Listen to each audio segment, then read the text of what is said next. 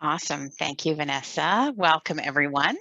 I'm Julie Evans, Practice Director for Provincial Speech Language Pathology and a member of the PEAS leadership team.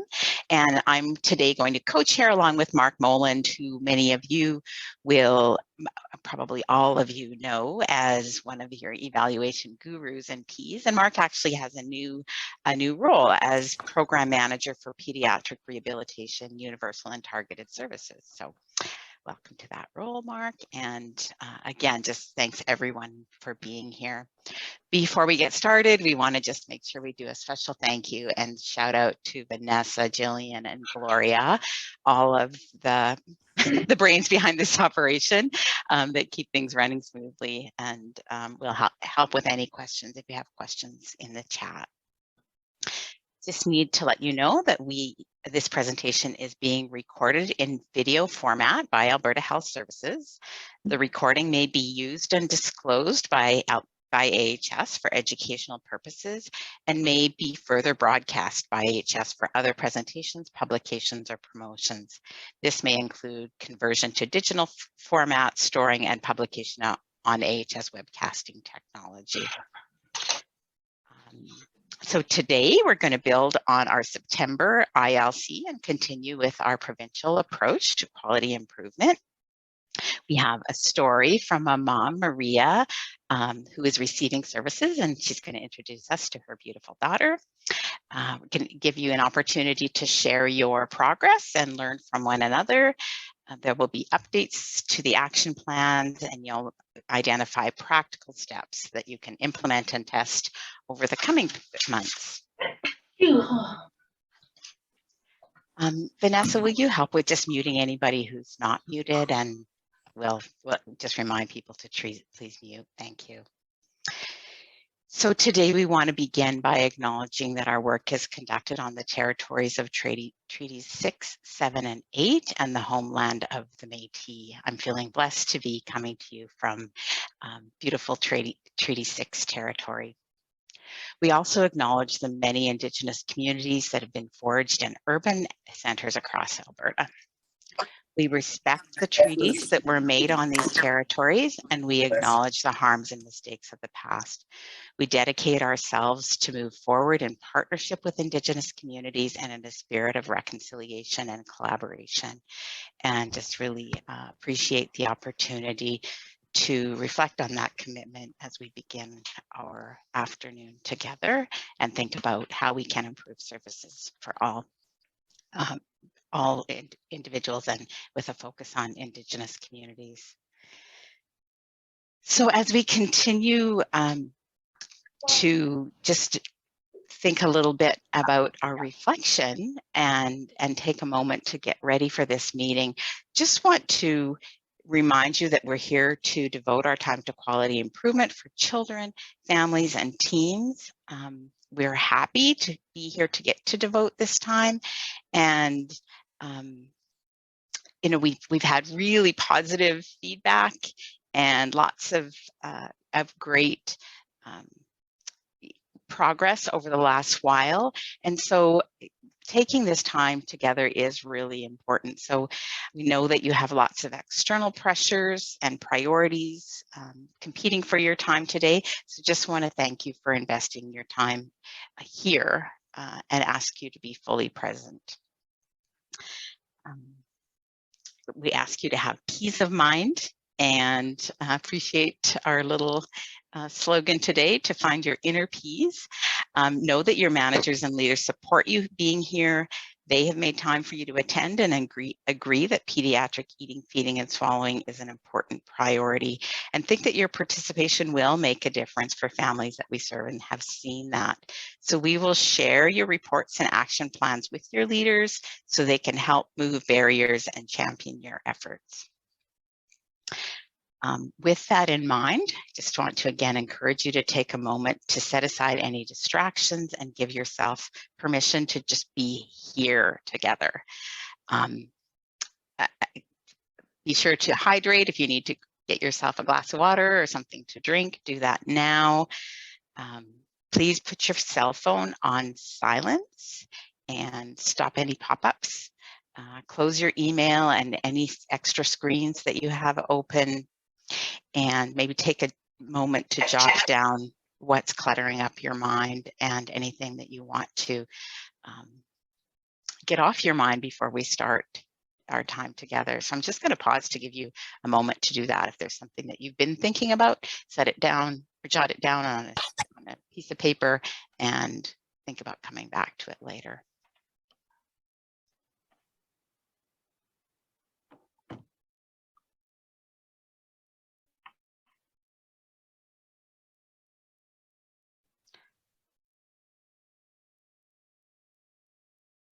We'll ask everyone now to just take a stretch. If you want to stand up, give yourself a good twist through your body. Take a couple of deep breaths. And really get comfortable.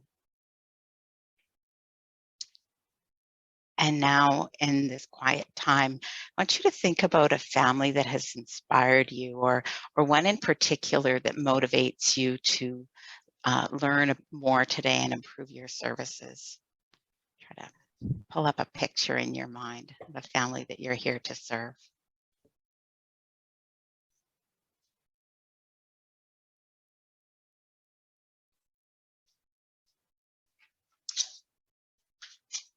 Thank you, everyone, for just taking a moment to clear your mind and ensure that you're able to be fully present and here this afternoon.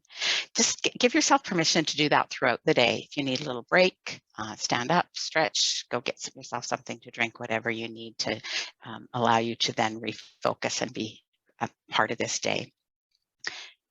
We just have a few housekeeping items. Please take a moment to look at the controls that are available to you. I think they're quite familiar by now. Appreciate that it looks like now everyone has muted their microphones. Please continue to do that when you're not speaking.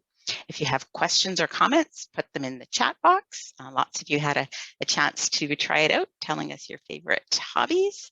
When it's time to go into the breakout rooms, we'll give you further direction about that, and those will run as they have before. So I won't get into the details of that now.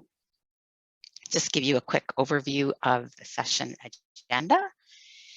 So there'll be some updates about the Peace Project, and then we're going to hear, as I said, another heartwarming family story. We have a lot to celebrate in terms of our progress provincially, and we'll highlight some success stories around the province. Tracy Waslick will be interviewing one team in particular to share how they've tracked quality improvement and what they've learned. We hope this will spark new ideas and build on and help you to continue and building and improving and sustaining your gains. We're going to take a 10-minute break and then come back to work on your balanced scorecards and action plans in small groups, and conclude by coming back together as a large group to share and learn from one another.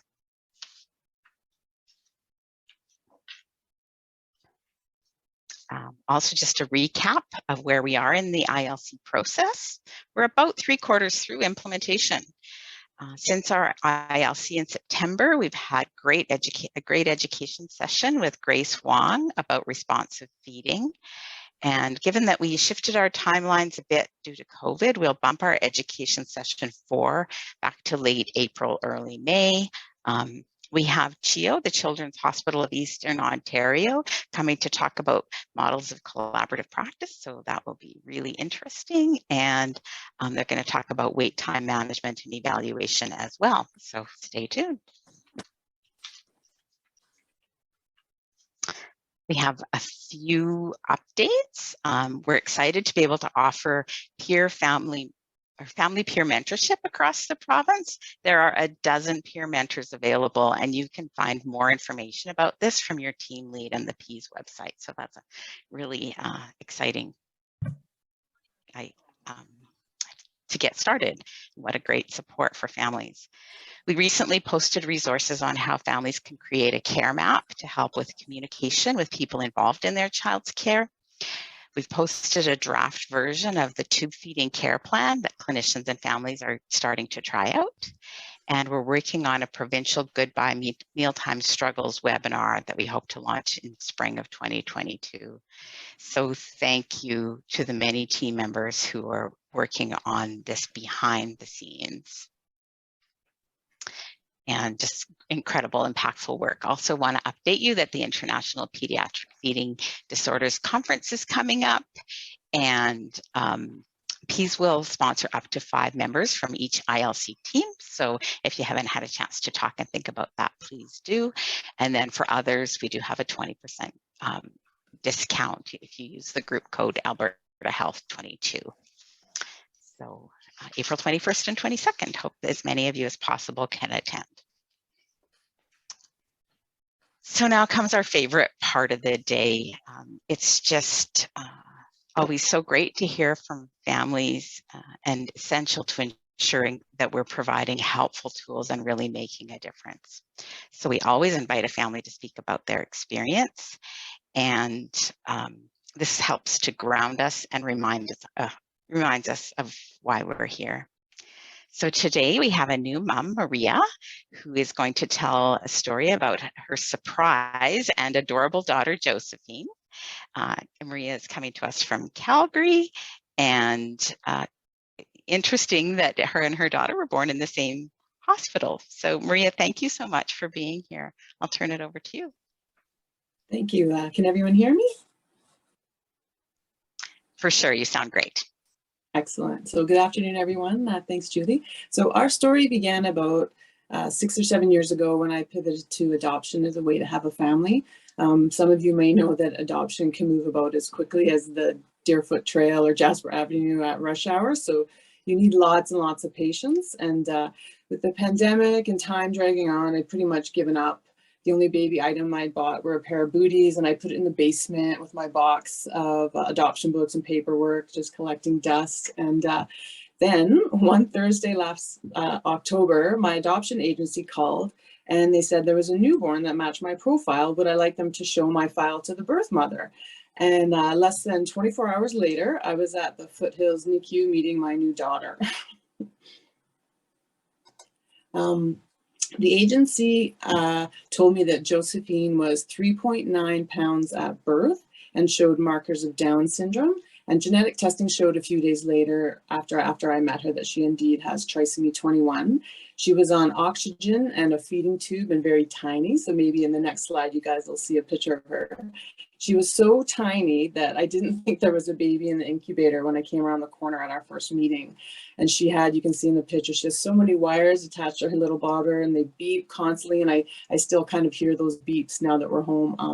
And this isn't your typical adoption story where you go home with a fat little 8-pound baby that pretty much feeds itself. So I had a lot of learning to do. So right away, you can see in the next picture, mom boot camp started. I learned to feed her with the modified manner one does with a fragile feeder. It was strange and really nerve-wracking. You have 4 people in the room watching you try to feed her, but the OTs and the RNs, they were really great at saying, just do your best. But of course, I had performance anxiety. Yeah, you want to do your best, but this is so new. And I never learned this stuff in the babysitting course that I took 1,000 years ago. And I remember getting her to feed 7 mils from her bottle before having to do the rest by push gavard feed. So 7 mils was a big win, which is an insane, like you can sneeze more than 7 mils. The OTs and the other caregivers started teaching me about the math of feeding, another thing I had no idea, and to get the babies to do a full bottle feed. So one of my first acronyms in Mom Boot Camp was SINC, Safe Individualized Nipple Feeding Competence, bit of a mouthful. And they put this great chart on the wall at the NICU, so it was good to see to have it in place. I could check it during down times, and I took a picture of it to refer to it at night, and you kind of get competitive, and you're like, oh, we're at C, but I want to get to F, and things like that. So that was a bit of fun. And you have to have fun with it because it is a lot of stress. And so Josephine, she steadily improved with the amount of formula she could take via bottle, and she soon graduated to gravity gavage. These are words I never heard of before, via her feeding tube. And this was very awkward, as you can see in the picture. But every step getting closer to getting her off the feeding tube was really important to me. And it was very important for her health, but also the nurses and the OTs started telling me that they teach me how to replace the feeding tube at home. And I was like, heck no, I can't do that. When you have a new baby, you're supposed to be picking out cute outfits and teddy bears, not running feeding tubes down your kid's throat at home. But if she needed it, of course, I would learn, but I really hope she wouldn't. And I kept learning about things that I had no idea were so important before, like soothers, bottle nipples. There's so many different kinds. And I was very happy that I learned the best kind for her, because I received several as gifts and I would have just popped them in her mouth. So I was really happy for the information the OTs gave me. And speaking of information, the handouts are super useful, full stop. Every handout I was given, I super appreciated. The ones that listed where to buy certain items with fragile feeders. These items are sometimes hard to track down. And if you have a kid like this at home or in the NICU, you don't want to waste time going store to store to find these things. So I was really happy and relieved that someone had done the legwork and put it in a really nice, easy chart. And another thing with a new baby, especially a child with special needs, is keeping track of the information. So at the NICU, the staff would put all the important information on this whiteboard everyone could see, and then they just see in the bottom of the picture, they have handouts for the parents. And this was a great catch-all, and I really appreciated, you'll see the one nurse made a special point about Josephine's special needs for feeding. And that really made me realize even more fully how important for all her caregivers to really follow the instructions, and especially me, because I would be the one taking her home. So our big goal from the start was weight gain. So that was the name of the game. I was eager to get her big enough and healthy enough so we could get her home. It was nice to have someone look after her at night, but I really wanted to get her home. So about a month later, after being in the NICU for just under 30 days, she was able to go home without a feeding tube, thank goodness. She was on oxygen, but that made me less nervous than having to do those gravity gavage feeds in the middle of the night. I can't even imagine the stamina that would take. So at home, you see, I set up a sterile feeding lab, a bit of Breaking Bad-esque, but the preemie edition. The team at the NICU taught me all about formula preparation and bottle and water sanitation. And they gave me a great info sheet that I put on a clipboard near this feeding prep area you see in the picture, so I could refer to it in those foggy midnight feeds and those 3 a.m. feeds. So that really helped. And then the best thing ever that happened was the home peds team that started coming a few days after I brought her home from the hospital. Usually it was an LPN, an RT, and an OT. Oh my, it's a dream team. I had Andrea, Salima, and Cindy, and sometimes a PT would come, the wonderful Colleen. And they'd come even if it was minus 30 out. I would have said, oh, I'm not coming. Or they were run off their feet from being short-staffed. The dedication was genuine and super impressive. After they'd leave, I'd also get a follow-up call from one of them to cover off questions. And I would forget that I even asked this question, and they would call me in a couple of days and say, oh, I followed up on that. I'm like, oh, that's wonderful, because I had totally forgot, but it was really vital information. And I'd also get a call from a dietitian to discuss calories and weight gains. And it was a huge relief to me to have this team helping Josephine and me out, especially with her. At first, she was only gaining about 13 grams a day. And I learned that 20 to 30 grams a day was ideal for her. So they kept helping me tweak things. It's always tweaking small things. So tweak her calorie count, making the formula a little different, troubleshooting with the nipple type, like who knew, ultra preemie, switching things up, ways to pace her, get her more organized when she feeds. You see her hands are kind of showing the things I've learned that are like cues and things like that. And here slowly, you're learning so much in the first months, but I started to learn more what an OT does versus a dietitian versus even an SLP. And even when I thought I was grasping it, I learned about certain overlaps. So I remember thinking it'd be great if there was a chart explaining who's who in the zoo type thing. And of course, recently I was looking at the Peace site and you have it there. So this would be a great handout at the beginning just to give to parents. And back to handouts, the next slide will show our feeding plan. And I loved having these feeding plans shared with me after the OT visited. It's super hard to take notes during this visit. As a single mom, you're holding your baby, you're trying to take info from the various healthcare professionals, and you're noticing at the same time how dusty your house is. So when they would leave behind a copy of the plan, it was easy to review and clarify. I'd be like, oh, did she say 15 or 50? Oh, bam, it's right there in the plan. And it's great to pop this on your fridge to keep the going plans and feeding plan top of mind. And I really liked having a specific phone number to call in case I needed extra information, rather than a general number where you have to call and explain like for 10 minutes just to get to the person you want to. It saves a lot of time for a busy mom. And it's really useful for me to show these documents to family and friends who want to help out, but they don't have the experience with a fragile feeder, and it helps put them on the path of the current science and not what they did decades ago on a child who had no feeding challenges. So I'm being educated, and then I'm educating my circle. So another thing I really appreciated was when I got follow-up calls from the dietitian or other caregivers, and they would have read the notes from these recent visits, and I didn't have to relay all the information back to them. They had all of it, and then they had answers for me, quick calls. It was wonderful. And so from the next shot, you'll see that Josephine is thriving from all this care that all of you are giving her monthly birthday shots. So this is Mr. Measure Bunny, and he shows that she's growing. And this is a relief. So there's her 1 month shot. And we'll go to the next color, 2 month shot. She's gaining on the bunny, and you can see she has her oxygen off there. 3 month shot, still gaining. And then the 4 month shot. So, and she's happy, she's smiling, she's kicking that bunny's butt. So the last 4 months have been a wild roller coaster with this gorgeous girl, lack of sleep, but I never thought I'd have a family. So this is really wonderful. And now that I have a family, all of you, the staff at AHS, including P's, are really helping us. So to recap, things I really love are the leave behinds, the info sheets, they're vital. The phone numbers to get in touch with staff are super helpful. I really like anecdotes from other family situations and feeding stories. So you have a feeling someone else has chartered the territory you're navigating. It's really, you feel more like you're in a community. And I really found the staff are really good at giving you the amount of info you need. It's super overwhelming at times, most of the time. So I like when they give you the need to know, they lead with that, and then a nice to know later in the relationship.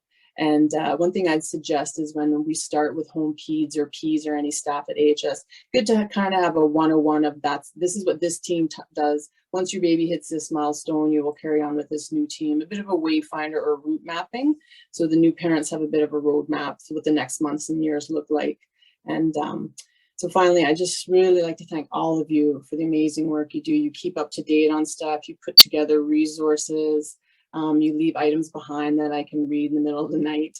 And when I'm older, I'll tell Josephine about Peas, and their little logo is very cute too. And the people who helped her when she was so young and tiny, and she'll really know that she felt loved back then and she was part of the bigger picture. So I'd really like to thank all of you for helping our family.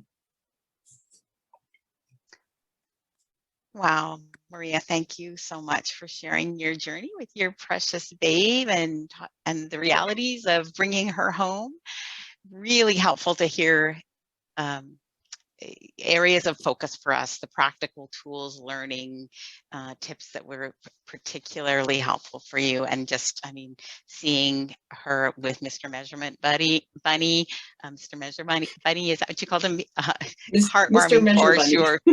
Mr. Measure Bunny, just to be able to see her grow like that, that was just lovely. We're so glad that you found each other. I know you have to leave in just a minute. I hope you're seeing that there's some nice comments for you in the chat. We probably have time for 1 or 2 questions, comments before you go. Does anybody have anything they want to ask Maria, or anything in particular that you want to comment on that was helpful?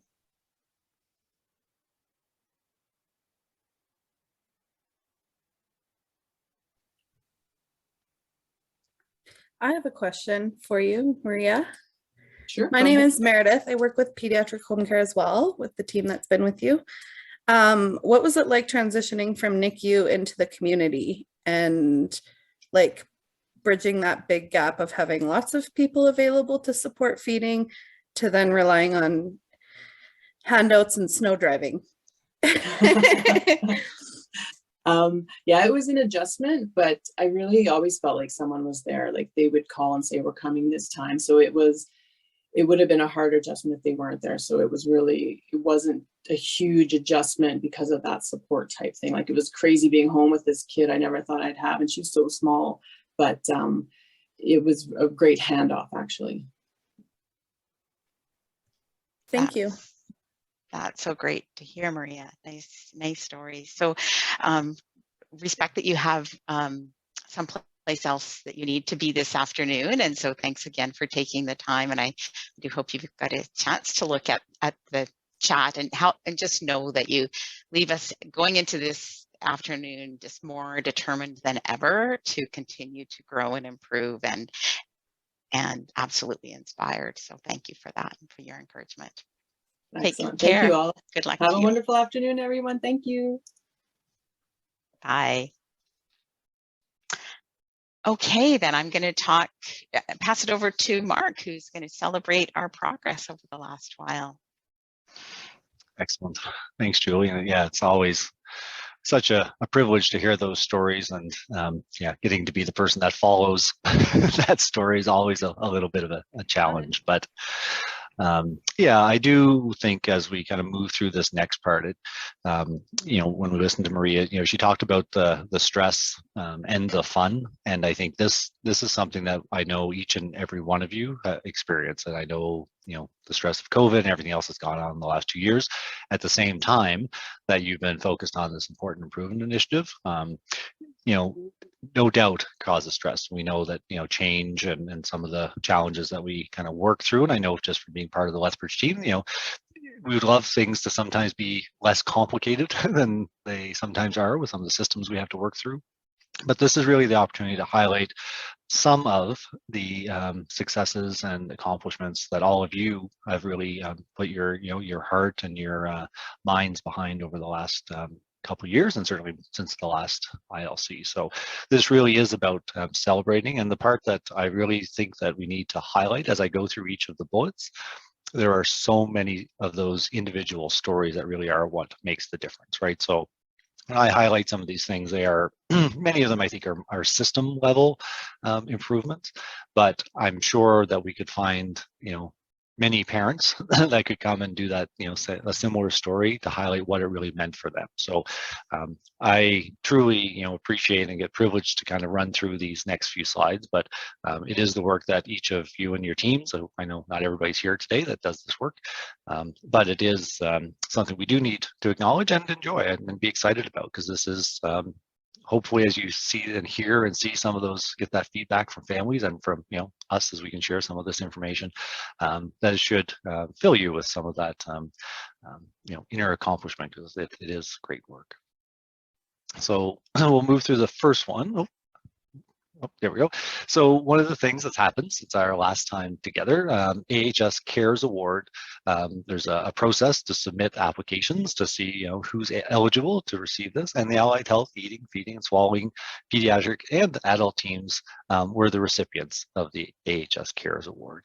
And I think for me, that is something that really acknowledges the magnitude and system level impact that this is making, because I think, you know, for each of the bullets I'll kind of go through, you know, we have our opportunity to influence our individual kind of peer, but we collectively, you every day, are making that difference to people in Alberta. And so I think the AHS Cares Award really, to me, represents that acknowledgement of the system level improvement. And Vanessa's always great at finding happy peas. I love those little little peas there. So the next part, so I sit here primarily as I'm co-chair the evaluation sub-working group of the Ps with Dr. Justine Turner. And so within that work, we continue to look at the measurement process that was initiated, and a lot of work to try to figure out what our key performance indicators are. And when we kind of look at that provincially, sorry, Vanessa, I'm getting a bit of feedback there from somewhere. Maybe there's a mic. There we go. Thank you. So yeah, so when we look at this slide, I think the important thing to really note along the bottom is there's some of these indicators. Now you can't read them in the detail, but some of them, and they're based around the health quality matrix. So really trying to have that balanced approach. Some of the bars we want to get taller, and some of the bars we want to get shorter. And so as you, we all have to make sure we're healthy enough to be here. Take care of ourselves. Excellent. And so when we look at this, there are really the three bars for each of the indicators. And so one was in spring of 2011, summer of 2011, and most recently the winter of 21, 22. And so as we look at those, part of the importance of a balanced scorecard is sometimes when we change things, there's a risk that we make some things better and some things get worse. And so the couple areas in the middle that we start to look at safety as an example, or efficiency in terms of hospital admissions, there's always a possibility that as we change some of the process.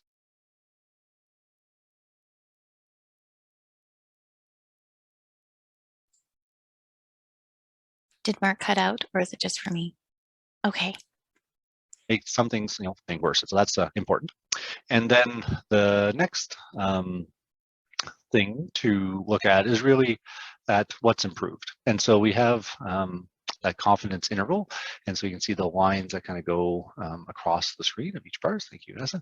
And so you can see in some of those areas, there's statistical change in terms of that confidence interval. And so the darker green are those areas that improved.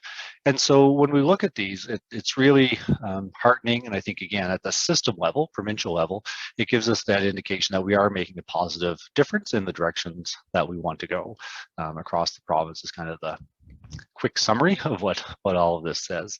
And each of the indicators come from different data. So some of it comes from comparing the people that you see with hospital admission data. Some of it's from the self-report, some of it's from the parent survey. So it's also important to note that it's coming from multiple sources, which again gives us a bit more confidence and trust in that we are making the improvements that were intended through the PEAS project. If anyone has any specific questions, I'm always happy to chat about those offline or after the session as well. Mark, you cut out just for a minute there, but I think you were making the point about how across the province we're seeing improvements and nothing has worsened, which is so fabulous to see. Lots of dark green on there. Yes. Okay, thank you. Yeah, I had a bit of a flip on my internet connection, I think, but things are good now? You're great. Yeah. Okay, excellent. Thanks. Thank you.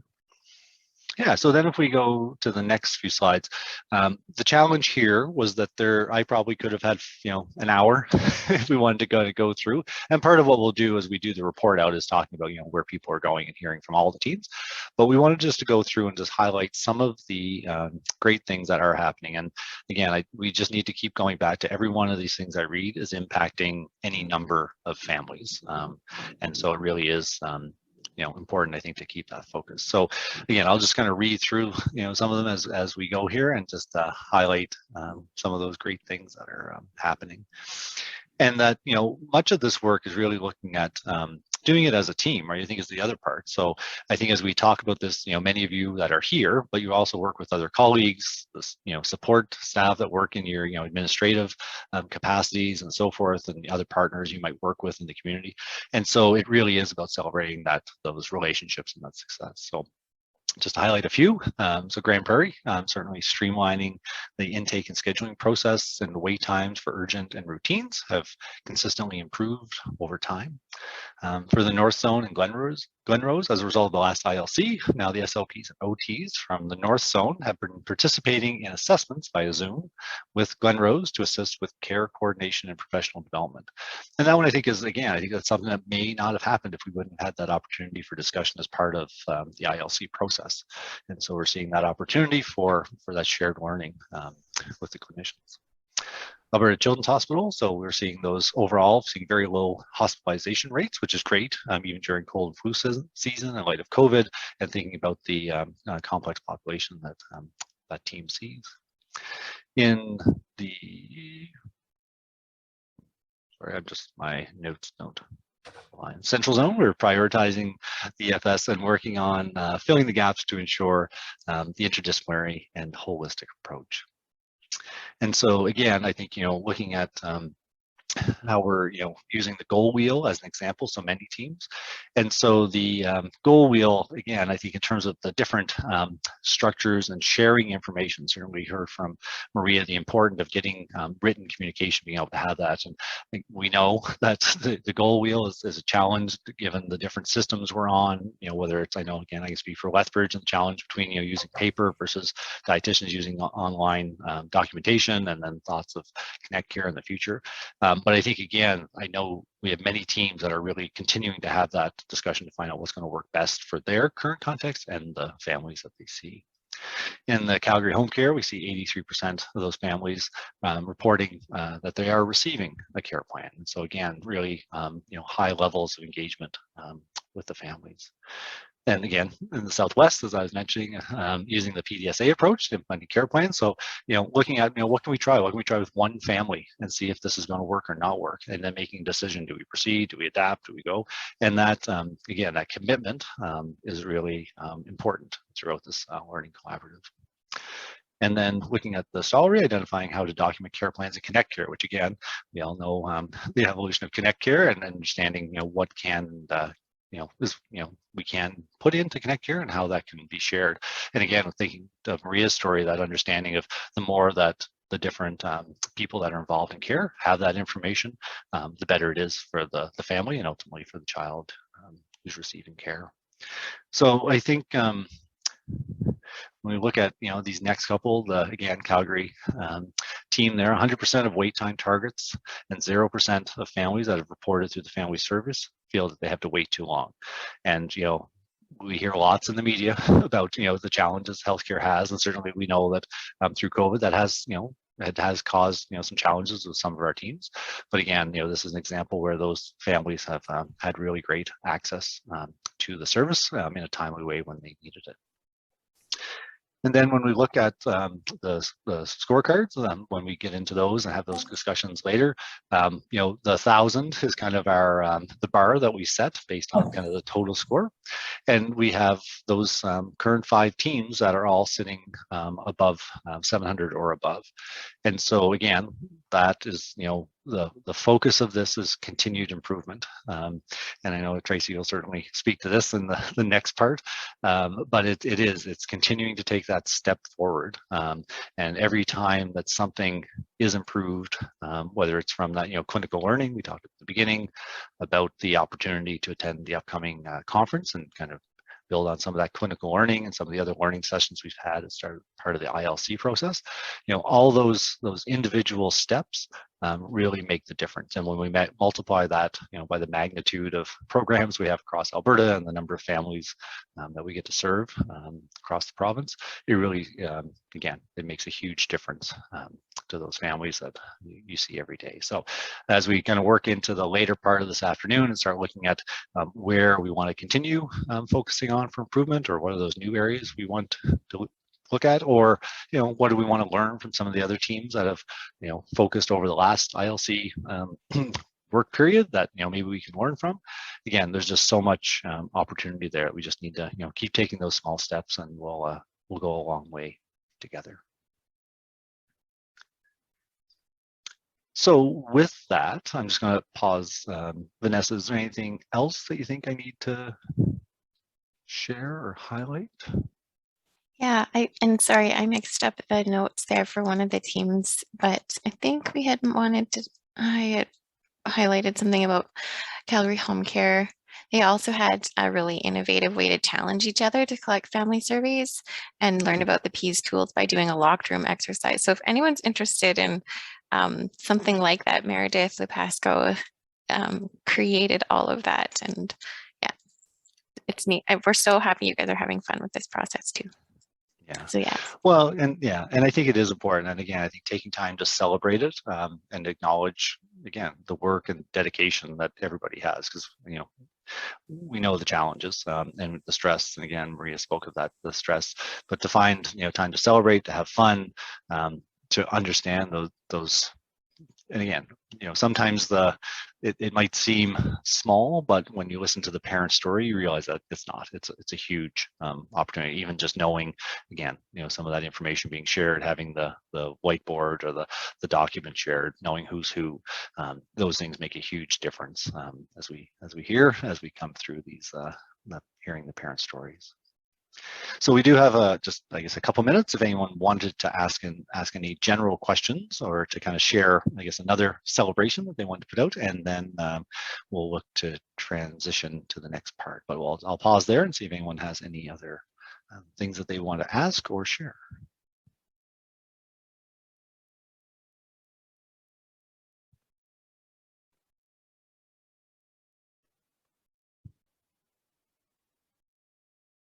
right.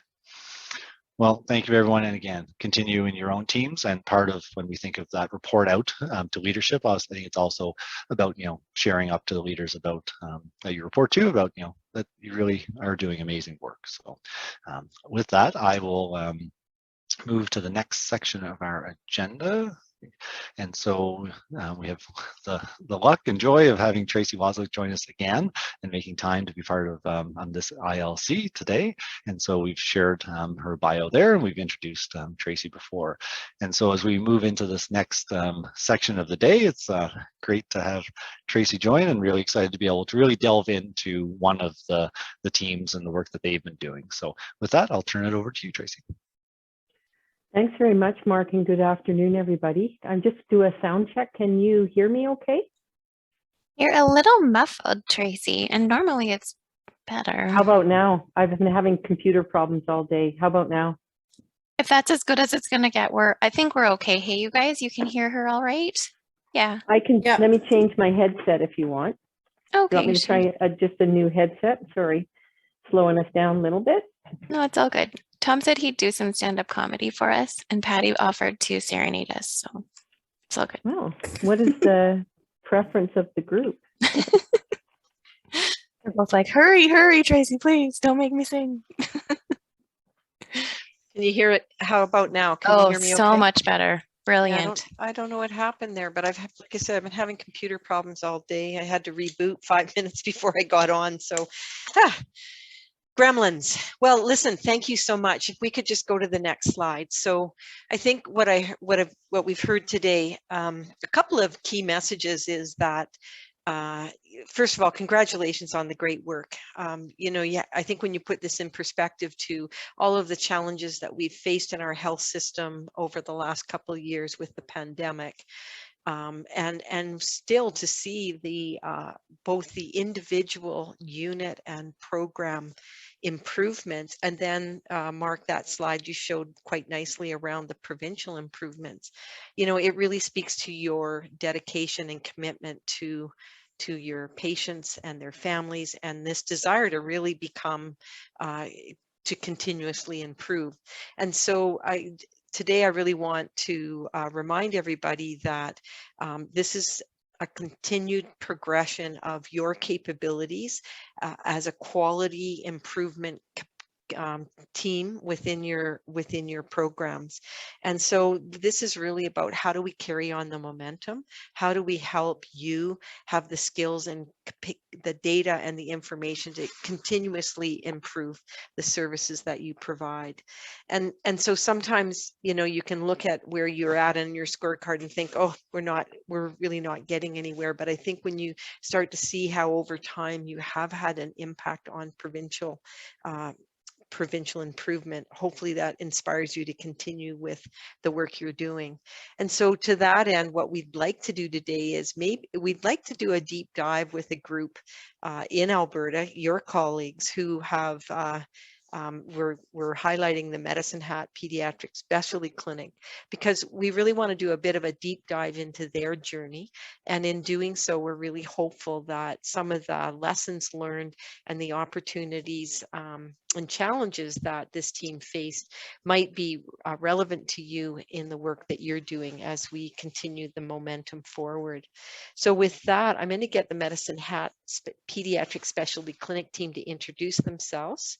I think they know who they are, but there's Rebecca, Janine, Trisha, and Angela. So can you guys quickly wave and give a shout out as to your roles?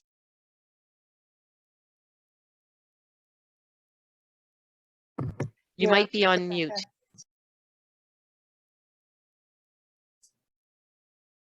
All right, I'll start. So I'm Janine White, and I'm a clinical dietitian in Medicine Hat Hospital, and this is my 20th year of practice. So I've been around for a bit, and then so I do pediatric dietitian, and I'm also doing a project lead role now. And I am Becky Eldridge. I'm the manager of pediatrics at NICU here in Medicine Hat. Thank you. Hi, Tracy. It's Trish Miller in Medicine Hat, covering some South Zone services for SLP audiology and children's allied health. Thanks, Tricia. And is Angela on the line? Yeah, hi, I'm Angela Stratillo. I'm the manager of nutrition services in South Zone. I'm not as much a part of this interview. I've left it to Janine to take over that role, but I just wanted to say hello. Thank you very much. So what we thought for the next little while is we've got some questions and we want to probe the team around, and then we hopefully will have a few minutes at the end for all of the teams on the call today to be able to ask some questions or comments and delve into an area that they think is relevant to them. And so I'm going to start the conversation and start with a couple of questions that I think will help get the dialogue going. So first, this has been a significant journey for your team, and we'd like to hear some of the highlights of the journey from your clinic and hear a little bit about what that's been like for you. I don't know, Becky, if you wanted to start. Yes, I certainly can. So, you know, as Janine and Trish and I we did a little bit of pre-meeting about this, and I must say our journey actually probably started in like 2013, 2014. So I joined our team here in 2014, and they had done some preliminary work that really around this. And so we actually started looking at what we were doing in our outpatient clinical feeding. We also looked at allied health. So what the involvement of OTs and SLPs. And so we actually started that work back in 2013, I think is what we figured out. I would say, you know, as people have talked about it, it has been a long road. Like, I think we've been doing Ps formally for the last few years, but when we really started talking about it, we're like, you know, we really have been doing this since 2013, 2014, right? And so I think that's the one thing I want other teams to know is it takes time. Like, I will say it has taken time and time well invested, but it has taken us time to really get to where we are. And I think, you know, we had the advantage because we had started that work prior. So I think that's been a real advantage for where we are today. And that we had, as we've done a lot of that pre-work, we've seen our relationships grow over that time. We've seen our collaboration grow over that amount of time. We've seen even that collaboration has gone outside even our outpatient department. I think it has floated into our NICU more and even our inpatient, right? So as we've been on that journey, which is longer than probably we've been formally in Ps, but you know, we've seen definitely the impact it has had on patients, both from an inpatient, outpatient, and a neonatal perspective. So you're a medicine hat. Thanks for that, Becky. Anybody else on the team want to comment? You guys good? I just wanted to add, Tracy, that Rebecca's been instrumental in leading that and being the pivot person, right? Bringing in all the disciplines and allowing that continuum of care, being uber flexible, has been really advanced our collaborative work together. Good point. Having a key champion, the go-to person, while it's got a lot of responsibility, it's definitely an enabler to the successes that you guys have seen. I'm wondering, so I've heard in all of the ILCs we've done, and in every patient story that we've heard about the value of this care concept as a tool that's really useful, particularly once you leave the acute care sector and move into the community. Can you talk about how you implemented your care planning? And when you answer the question, can you think about what are some of the logistics that you had to think about, like who authors it, who keeps it up, where is it housed, you know, how do you refresh it? Because I think those are some of the challenges with care planning, and you guys have had some success here, so we'd like to hear about that. Janine. Sure. Yeah, so I'll speak to that part. as Becky was talking about, like with collaborating, the PEAS has helped us collaborate not just in our outpatient, but also our inpatient and NICU.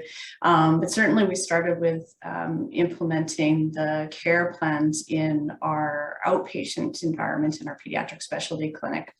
And we have really quite a unique setup there where we have multidisciplinary appointments that include the pediatrician and allied health and the family all in the same room.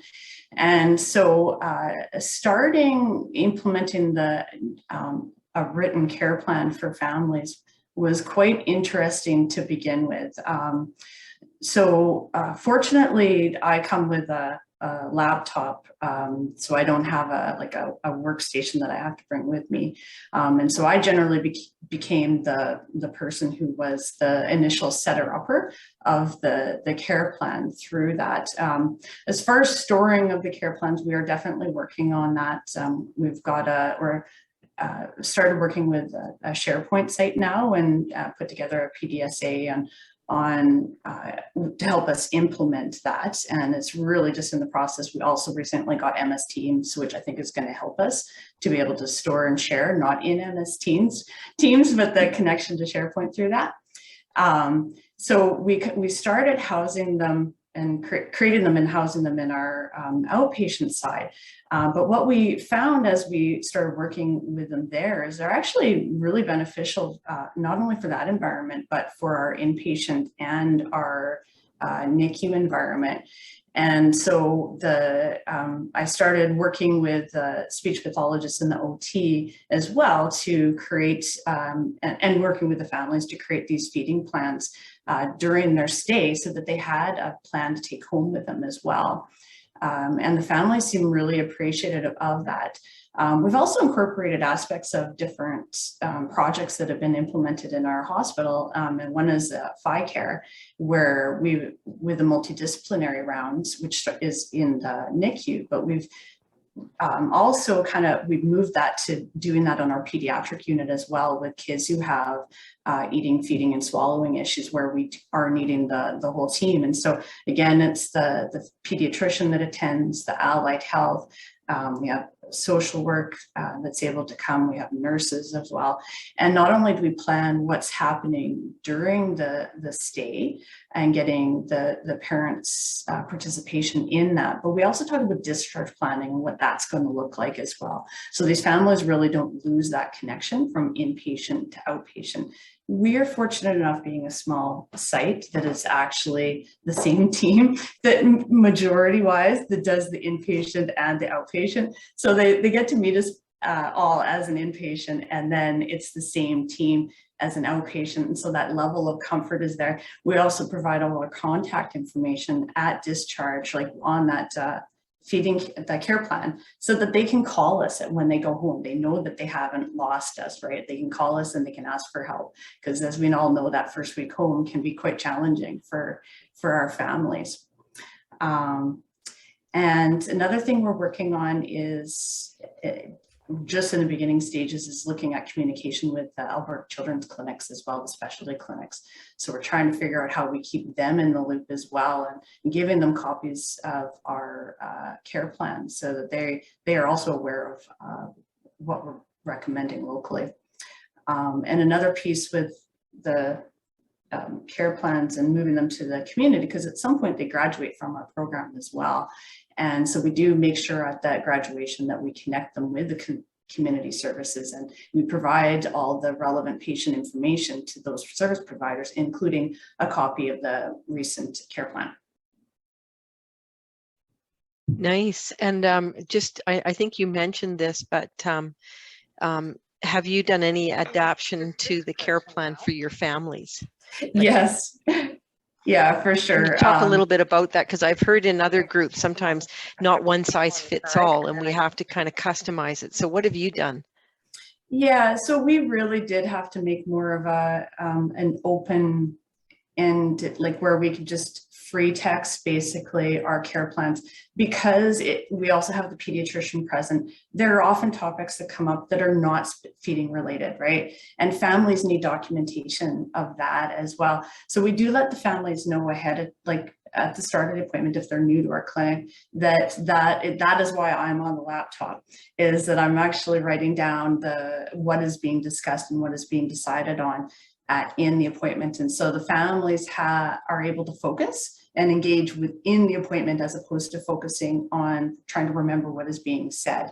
And I always, at the end, review it with the families before they go.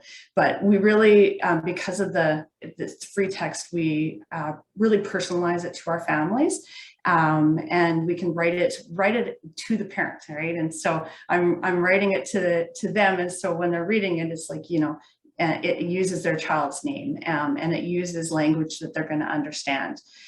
Because we do have many families who English is not their first language, but they're able to read some English, right? And so we really need to, in those families, we reduce the busyness, we put the core content in there and make it very clear. Like even with ordering labs, for example, the process can be confusing about how do you find the lab and all that. And so we actually will write a very clear sentence in there about how do you access these services. I also find some of our families, when they get documents that are busy, I hate to point out FSCD, but FSCD contracts, they will actually choose not to even read them or sign them. And so we know with those families that it really needs to be tailored to them and be just as the exact content they're looking for and not a bunch of other stuff. And on our care plan, we do have drop-down boxes for all the different disciplines. So with our names and our contact information and our phone numbers, so we're not typing each time. And then on the back, we have what the roles of everybody is on the team, how we help with eating and feeding. Nice, almost a nod, name, occupation, duties built right into your plan. That's fantastic. Yeah. Now, I know that warm handoffs and making sure that we transition this information is really critical to its success. So Tricia, I'm wondering if you can talk a little bit about those approaches and why you guys adopted them for this work. Yeah, sure, Tracy. I would say because we have community OT, SLPs, and Angela's continuum of care dietitians, that those staff will bridge between Rebecca's clinic and community services. So with Rebecca's pediatric specialty clinic at Medicine Hat Regional Hospital, our community-based services, again, are involved with the specialty clinic and then can bridge over to community. We do continue to utilize our current electronic health record until we are launched on Connect Care. So we use that mechanism. And just when we were talking earlier about some of the concepts on warm handoffs with community partners, certainly we utilize the Insights Allied Health Professional Practice and Education resources, lots of rich resources on warm handoffs, and HS providing guidance on transitions, whether that be COACT concepts that are taught there, as well as Allied Health Professional Practice and Education, PEA's website, all of those. So certainly that has helped us advance our practice. And just to wrap up, I would say with Rebecca's initial comments, when we think about working on this since 2013, I would say just everyone's commitment to that ongoing and continuous improvement. I think it takes time to get to a sweet spot for families and young children, and we are committed to do that through persistence and staying optimistic. So so what I heard is it's really important for you to make sure that perseverance is always an important attribute in change management. So pleased to see that you guys are applying that to your own work. Part of getting the persistence, though, is getting feedback from families about what's working and what's not. In the collaborative, we've tried really hard to do a PEA's family survey and get those responses. And I know that adds an extra bit of layer of work for you guys. So I'm curious, can you talk about the success of your family survey process and what's working best for you guys as a team? I was going to say, I'll start a little bit and I'll probably have Jean jump in because she sees them quite often. I will say at the very beginning, we struggled getting people to fill out. You know, we tried the paper forms. It was getting my nursing staff also involved, right, to be part of that, to get them out. So, you know, that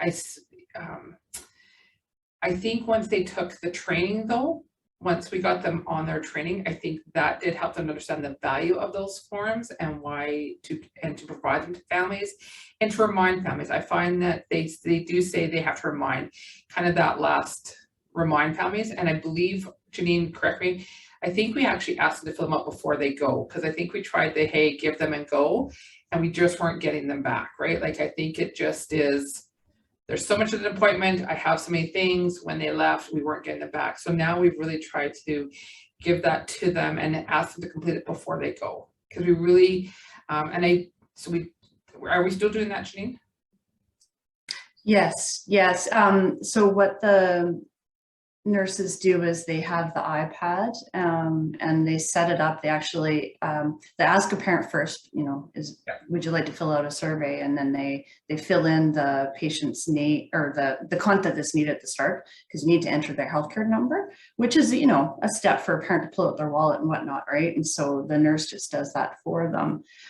But they actually ask the parent to do the survey while the nurse goes looking through the calendar and looking for a time for the next appointment. So really they're just utilizing the time that would have been normally spent anyway, looking up a next appointment. So it doesn't take very long for our families to fill it out. Yeah, and like I say, I think that has been our best strategy so far with regards to those response rates and, you know, things. When we had the QR codes, we weren't finding a lot from people scanning with their own phones and doing those. We weren't really finding with the paper route, like I say, they were being handed out, we just weren't receiving them back. Mm-hmm. This actually seems to have been the best way that, you know, and like I say, Janine said, it doesn't take a lot of time, because often we're booking that next appointment and it's a few minutes there. The iPad's been great in the sense of it's already set up, you know, we can already have it turned on. We can have it kind of prompting already. It's not them having to fumble with their own phone and pull it out and do stuff. So I think that has really helped for us to have that device to provide to them, because to provide for them. It just makes that, I think it's an ease for the parents to have that. And honestly, we often have that information. So that's been working. We've done that for a while now. And so I think that's been our best strategy so far around the response rates. That's what's really led us to getting responses back. Absolutely. But I do agree with you, Becky, that I think the nurses' participation in it or engagement in it improved after they did the PEAS courses. Yeah, because we had the paper forms before they had done their education piece, because education came a little bit after that part. And they kind of had the questions, right? Like, well, okay, why, you know, what difference is it going to make? What, those kind of questions. And once we had our nurses who support that clinic, we had them do the education.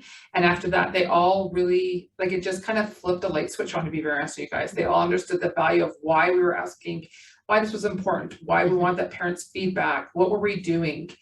I was going to say the one thing that we may have talked about earlier, and not response rates, but we realized when we started this work, and I think we started PEAS also, we realized that we were doing this service, but we weren't really, I don't know the word, we didn't realize we were doing the work that we were doing. Like, it kind of sounds a little bit weird. Like, when we talked about feeding care plans, we went, well, you know what, our babies from NICU, those parents don't even know why they're coming.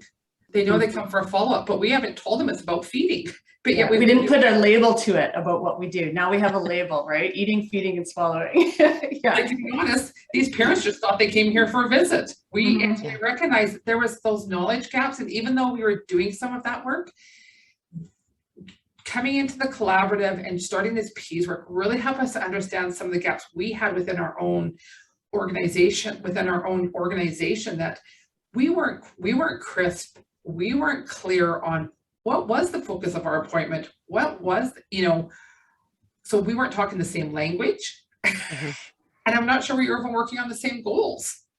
So I think that's what PEAS has really helped us to focus. It's helped us to speak, communicate better, have understand, develop common language. And I think it helps really understand the parents of why they're coming and what the goal is in supporting them and supporting their baby and their kids. So I will say it's interesting because we, like I said, we were doing the work, but I don't know that we understood all why we were doing that work and the value of it.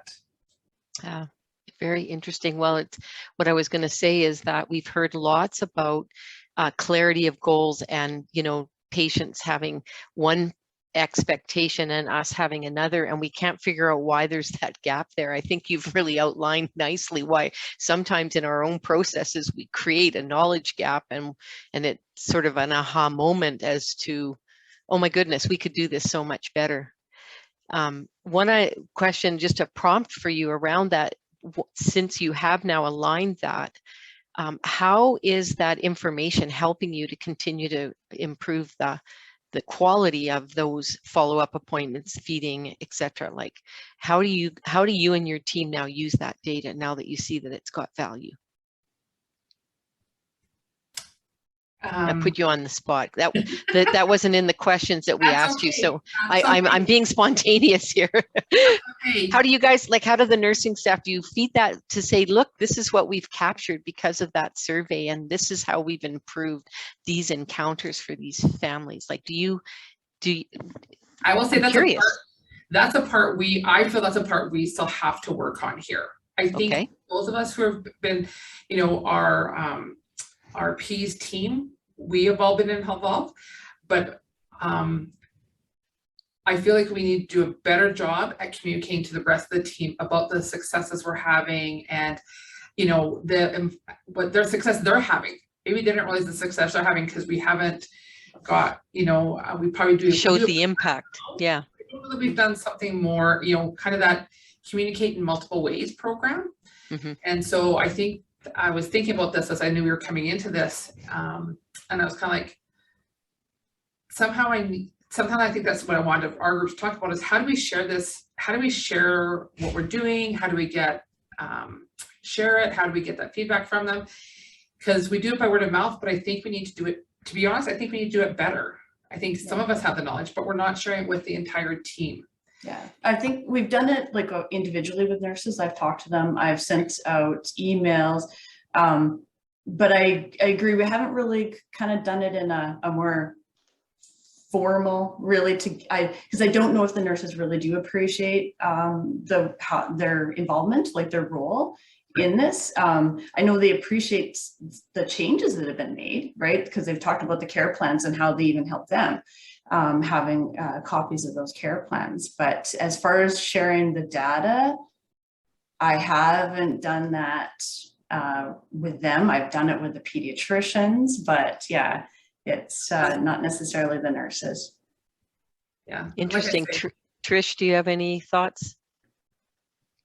Yeah, I think that those are excellent points. I'm glad you brought it up, Tracy. I think that closing the loop and bringing it back to everybody involved, like Mark highlighted earlier today, really truly celebrates and gives the why, emphasizes importance. So yeah, being more purposeful or having a strategy around that, I think Rebecca, Janine, Angela, myself, we will take that forward and implement. Yeah. Excellent. Sorry, Janine, I didn't mean to cut you off. I think you had something else to say. Oh, no, I think we can find an avenue for that for sure. Yeah. Like we've got whiteboards and I think that's a good idea. Yeah. Well, and what I was going to say is, when you talk about the so what, it's really, here's the impact you're having. Mm-hmm. And sometimes when you think about that continuum, when you're kind of 2 degrees upstream from it, you don't necessarily get it. But I was listening to the story of our patient and family member who said, when my daughter grows up, I'm going to tell her about that. Like that to me, that's such an impactful story and opportunity to feed to the team, because sometimes we get asked to do so many busy things. We think, oh, what's the value of this? So you guys got some really rich opportunity there. So Vanessa, I'm thinking it's something from a sustainability that you might want to build in. I just want to I have one last question, and then I think we're going to open it up to the audience, because I'm sure that what you've told us is going to stimulate a lot of questions. But you you had to try out a whole bunch of new stuff, and sometimes we're a risk adverse system, I would say. So you took some risks. Can you talk a little bit about your experimentation process and, you know, how you went about it? Some of the things that you thought about as you really started this a journey about experimenting with new processes, because everyone on the call today is working through that themselves. So what's been your experience? What's helped you? What are some of the barriers that you faced? Can you talk a little bit about that?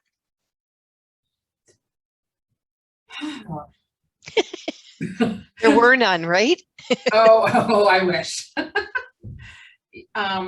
You know, I will say one of the advantages that I think we do have here is we all are a smaller team. I will say, because, and Janine tapped on that, and Trish also tapped on that, right? We are a smaller center. So we have a lot of crossovers, and we have a lot of opportunity to interact with one another there and build those relationships. So I think that has helped a lot in these processes and change management type stuff. Is we've built relationships, and I think we've built some very strong relationships. And like you said, everyone's been very dedicated. We've been doing the work. We started the work in 2013. Like, people have been very dedicated and continued. We didn't let this slip off the end.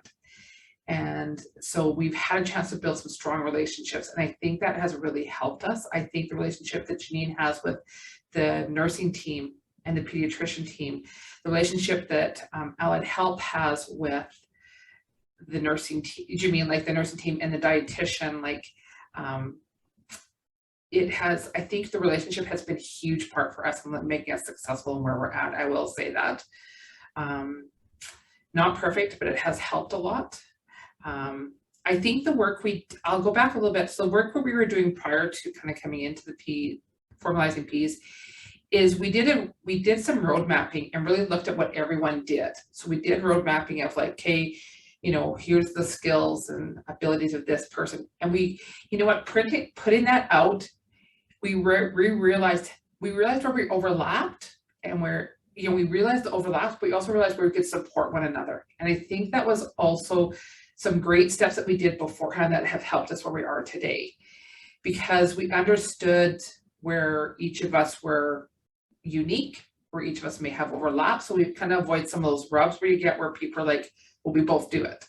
But I think because we had done that pre-work, I think that really helped us in some of this change management process, because we understood where everyone was coming from. We understood everyone's role and the responsibilities of that role. And so I think that really helped us in moving forward, to be very honest, and some of this in these change pieces. Excellent. So other thoughts? I just want to add one comment about that. Certainly the Peace website that Vanessa's established for our organization, the roles documents are available on that website. And it was a bit of a painful process. I'll just put it out there. It took time and patience and persistence to look at those roles and have some uncomfortable conversations, but persist so that we are to the point where we are now, where there's great understanding, great respect of each other's roles. Excellent. Yeah, and I think we really looked at the roles not from the standpoint of a scope of practice, but from the team, right? That each person has a certain role within the feeding team. And so trying to help reduce the confusion for our families, right, as well, we kind of we defined it that this person does this person does this, and kind of really trying to reduce the overlaps within the team environment. Excellent. So Thomas has a question in the chat box that's related to this. So when you did the competency skill mapping, did you do it based on individuals or based on as a team? Or maybe you did both? When we did that work, we actually did it as the different disciplines, right? So we actually broke it down into each specific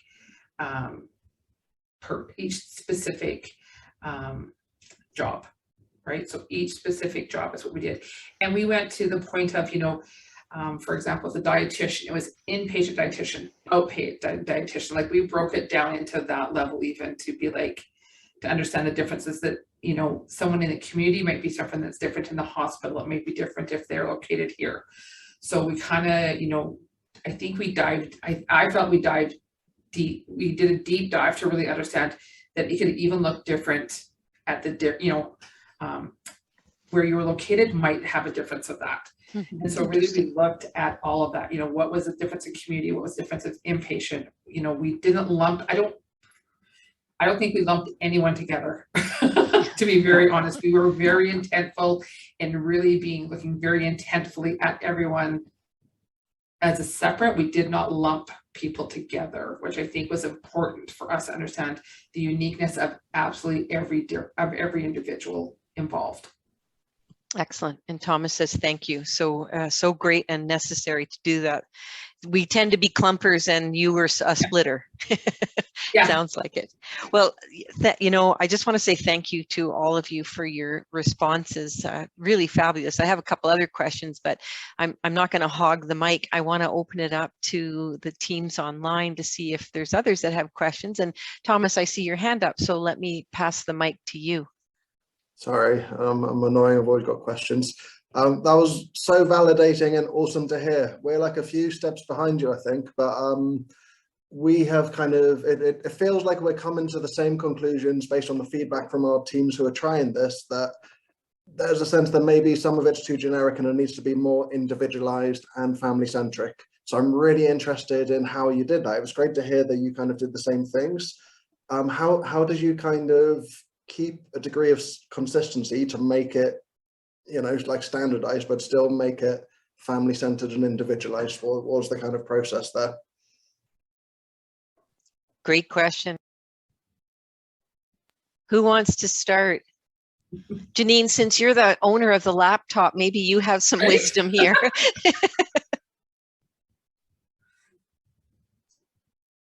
Yeah, to really make it family centered, because it is quite humorous sometimes to watch us all go around the laptop, but basically because when we do have everybody in the room, right, the pediatrician, OT, speech, me, and social work, it becomes quite the bunch of people. But what we do is, as we're talking, right, we'll just each go to the laptop. You know, you do with what you can. You do what you can with what you've got. That's what I'm trying to say. So we have like one of the patient trays, you know, that you put your meal trays on the wheels, and that goes around with my laptop.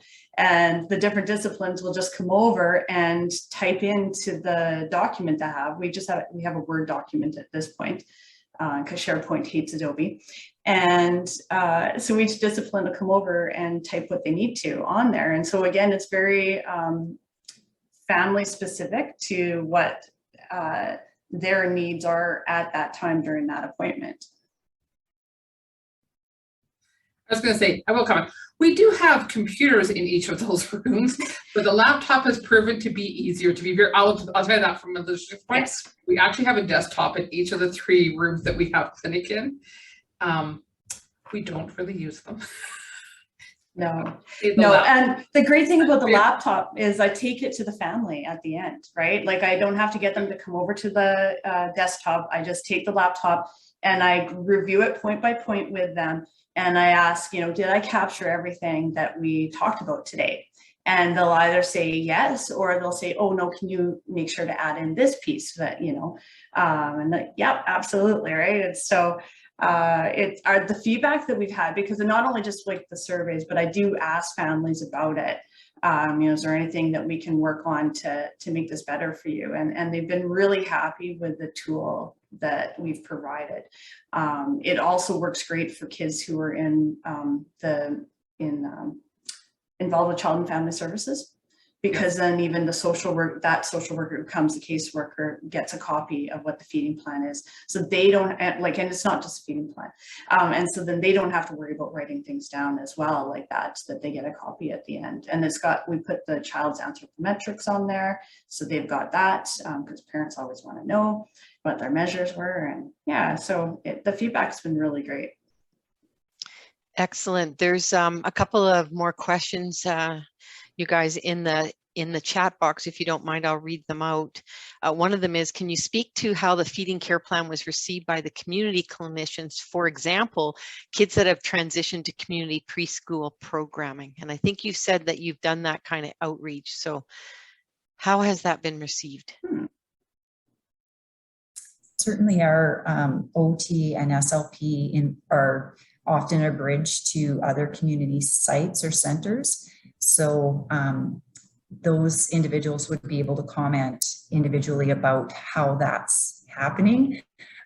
If anybody wants to reach out about that specifically, I can be a contact and get you connected with the OTs and SLPs that are, again, supporting the family and doing those warm handoffs and supports with community partners.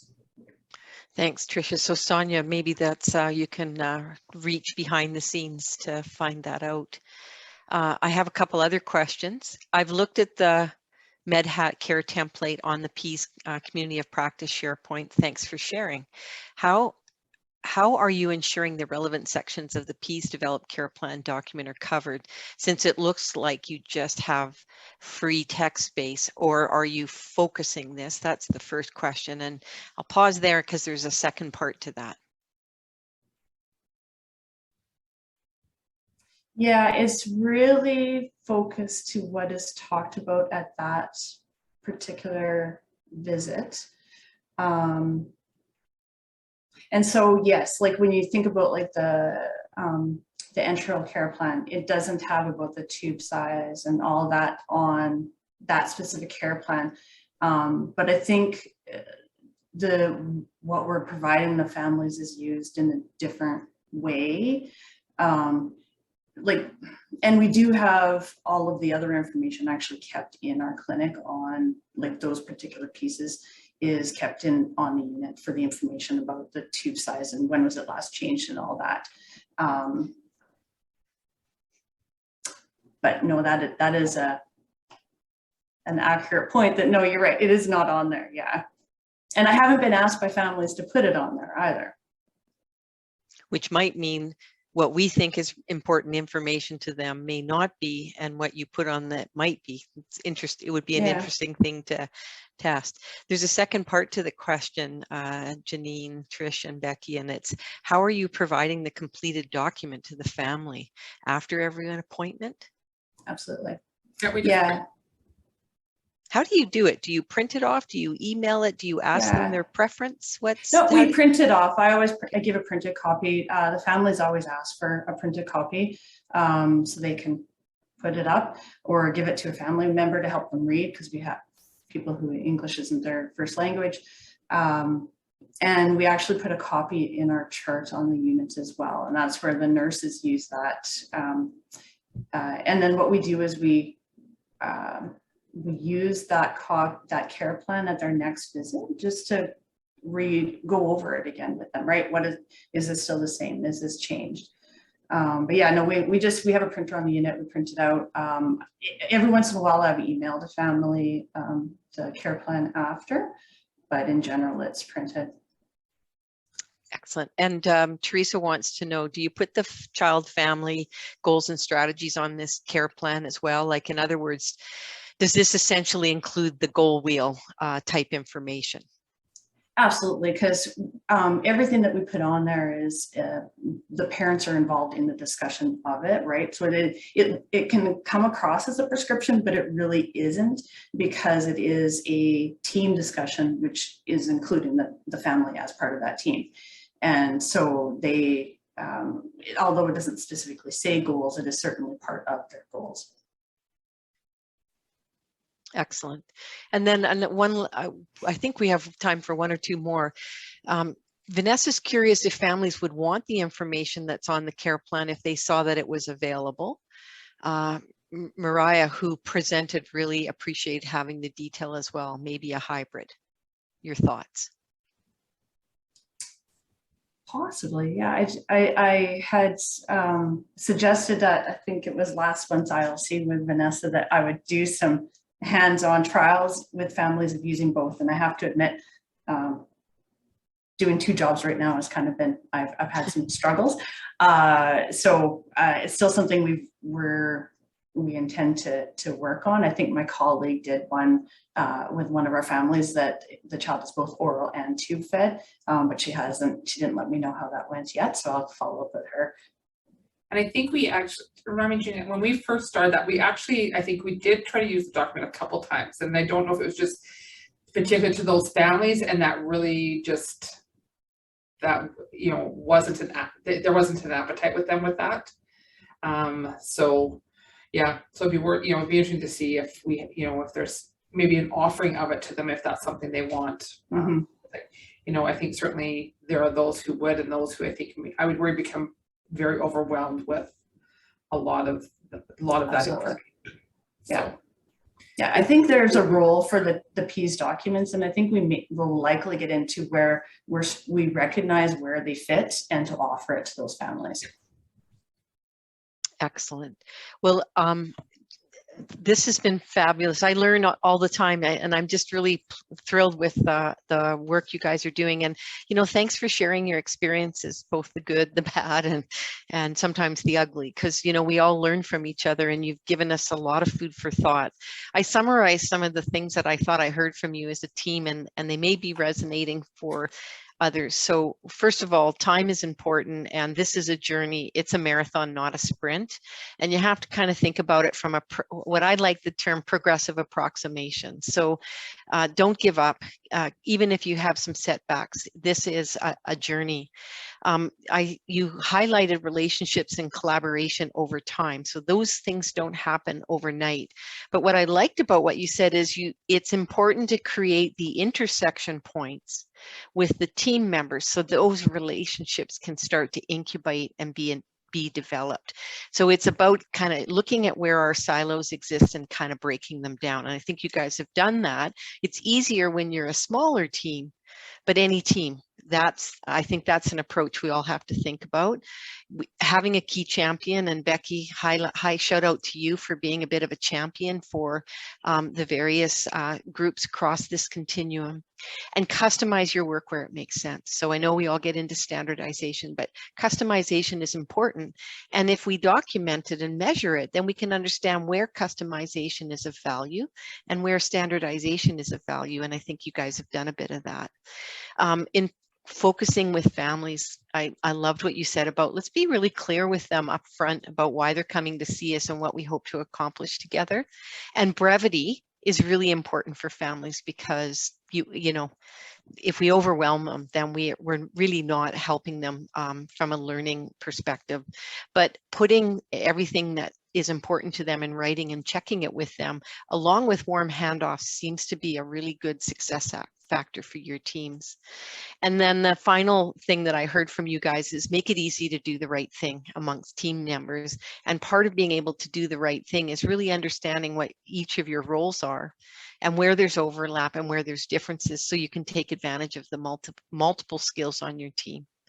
So congrats to you guys. Thanks for giving us your time today and sharing your successes and some of your challenges, and good luck. It sounds like you're making a huge difference. And with that, hopefully you'll come up with some ways to be communicating that impact as a next step. And so on behalf of everybody, you know, a big high five to you guys. And with that, Vanessa, I think I'm just on time to turn it over for that very tiny coffee break that everyone's going to get. Excellent. And thank you, Tracy, for facilitating that conversation. It was great, and certainly great. So good to kind of dive in and kind of hear that detail. And just before we go to the break, I just want to kind of weave a couple points, and just to I guess, share a thought. So Tracy talked about at the beginning perseverance, and then the marathon sprint analogy at the end. And I heard Thomas say we're a few steps behind, and so I just wanted to highlight I've been a middle-ish of the pack runner for many years. I like to sign up for another marathon this year, so we'll see how that works out. And one of the things I think that we can take away is that in that, when I started at the beginning of an event, there are going to be lots of people ahead of me and probably some people behind me in terms of that path. And I think that the key thing is we need to go at a pace where we can maintain and build. And sometimes you have to, pull back and take it, slower. And I think the COVID and having 2 jobs and all those things can influence that. And sometimes, you get a bit of a downhill, or living in Lethbridge, if you're heading east, you get a strong breeze pushing at you back. And those times you can kind of really push a bit more. And I think for all of us, we need to take away from today that every one of you is doing and going at the pace that you can. And so if you're making progress, you're feeling really good, or if you're feeling, oh, I wish we could get a little faster and do a bit more, all of that is exactly where you need to be, and helping and supporting each other. And in a race, you have people ahead of you and people behind you, and if we're all supporting, right? So the people ahead of you, you can see when they turn left that you're supposed to go left and follow them, and the people behind you have you to follow and kind of to help push you on too. And sometimes sometimes if you're competitive, you want to get a bit ahead too. So yeah, so I just want to reassure, I think all of us, and we look at the scorecards and provincially at the evaluation and the family surveys and all that, everybody's where they need to be. So with that, and my dog barking, we will take a 10-minute break and come back here just after 2:10, and we'll move into the next part of our agenda. So thank you, everyone. Awesome. Thanks, everybody. Good stuff. I'm going to set a 10-minute timer. And in the meantime, I just also wanted to mention to you, if you haven't had a chance yet to sign in through Zoom, I'll put a link in the chat window here in just a minute. That would help us to make sure you get assigned to the right breakout room. And I'll just put this link here. It's zoom.us, or use the Zoom app. I think most people have gotten into the correct rooms, but just want to make sure.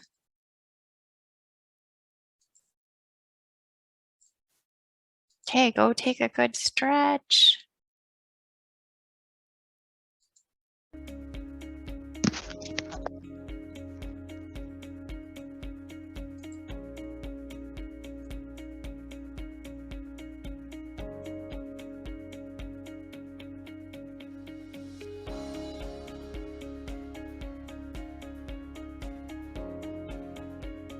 Hi, Vanessa, are you still there?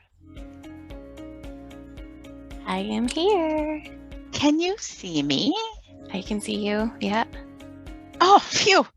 Oh, Julie. Crazy tech issues. Yeah, it's so frustrating because I know I missed some really great discussion, and but if it's working now, that's great. Okay.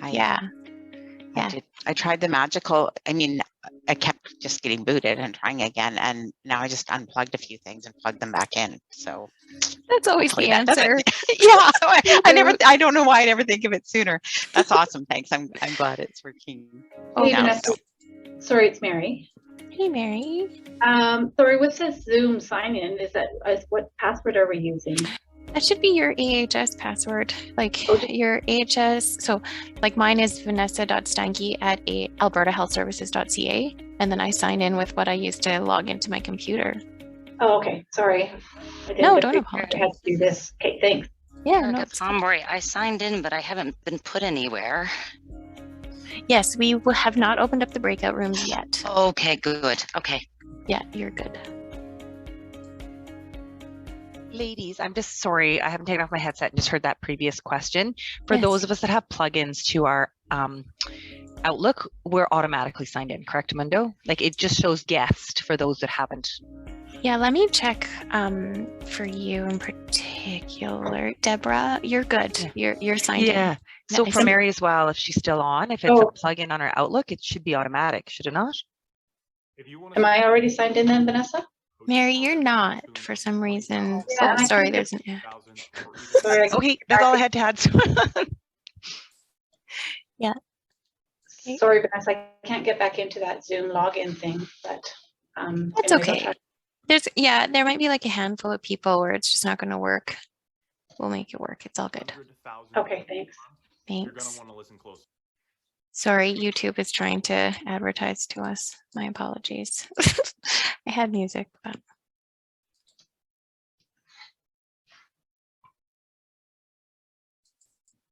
Okay.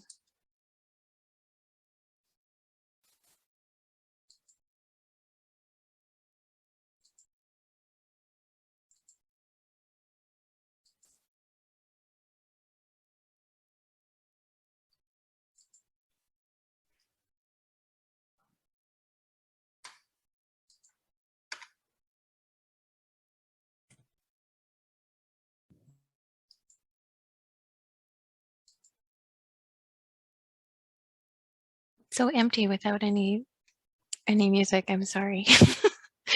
Start singing soon. You have 5 minutes, and Melissa, I'll just check for you here.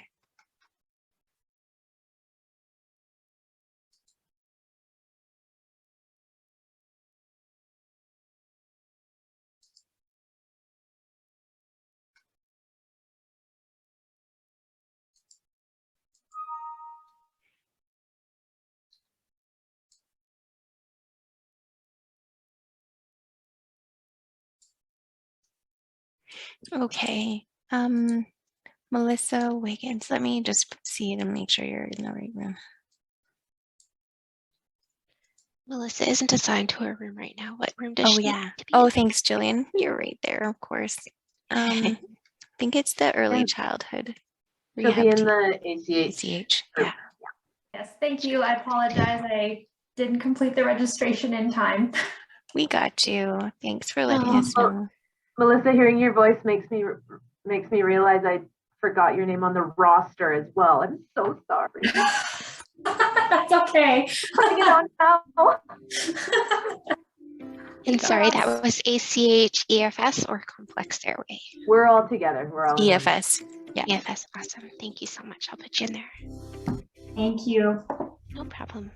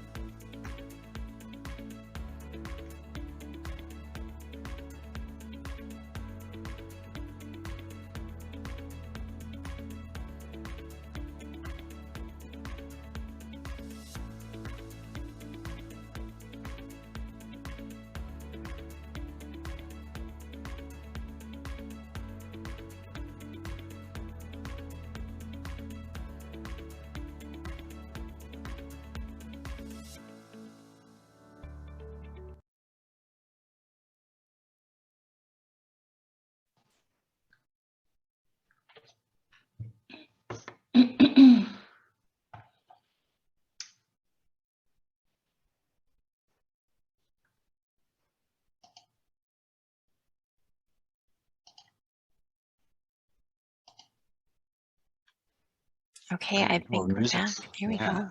music stopped. So I think that's my cue. Excellent. So we know we'll probably have a few people kind of rejoining here as I start, but we're going to just run through some of the overview of what we're going to spend our time doing here in the next part of our agenda for today. So we'll run through a couple slides here.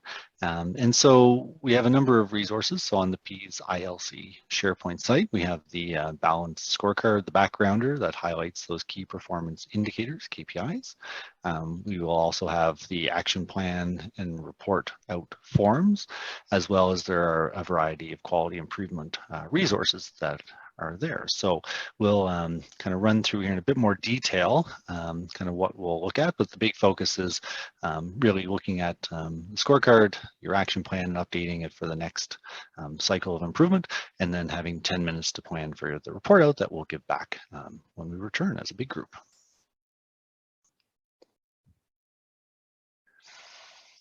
So the first step, each of you will have with your facilitator, with your team, will be able to go through and look at the overall organization related to your balanced scorecard and kind of where you're at today, and really trying to understand, do the weightings and targets that you can see along the bottom there, are they still where you think they should be? And this is, as we're into our third ILC, whether, you've kept them consistent throughout, there may be some things that you think, oh, now is a good time to change, or you may just feel, nope, the weighting and the targets that we had set previously are all consistent. And so this may be a quick review to spend a bit of time, or other teams might really want to have a bit more discussion about one or more of those key performance indicators and what the appropriate target is at this point in the ILC. And so once you've kind of moved through that, then we'll really move into this process of updating the action plan with your teams, identifying how you're going to try and achieve and work towards those targets. So really important as we get into this work, documenting the who, what, when, why, how you're going to make those improvements to each of those indicators. And certainly we've heard from other teams, and Tracy highlighting that importance of the Plan, Do, Study, Act, or PDSA, and really thinking through, what are those going to be, what's going to be that focus that we can have over this next action period. So work through all the indicators in your action plan as you have the time, starting with the ones that are most important or easiest to achieve as a team. And so again, from the conversations, what you've heard from others, you'll have a place to start. So whether you completely fill out the action plan today or not, the idea is to establish the pattern. So it's important that you regularly review your next steps and continue working. And again, I think highlighting on that whole, perseverance of marathon, right? We just need to know that we keep one ahead, or we know where we're heading, and then continuing to look at what steps we need to do to take there. Together with you, we will share the balanced scorecards and the action plans with your leaders to ensure that you have that support and engagement. And again, I think we've heard from the Medicine Hat team that engagement, both, I think, with your leaders and how you connect with other people who are important to hear this information to, will be something that you'd want to talk through. And then after the ILC, the team will be reviewing your action plans regularly. And we know that many teams have those ongoing regular meetings to continue to look at that process of improvement.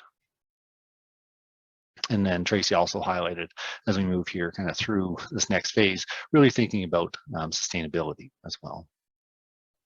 And then at the end, we'll have that about 10 minutes really focused in on. So your the person that's your team lead will do the report out. And so they will have this template that they can complete, and they will prepare the report out and come back and to share with a large group one or two of those key areas that you'll be working on.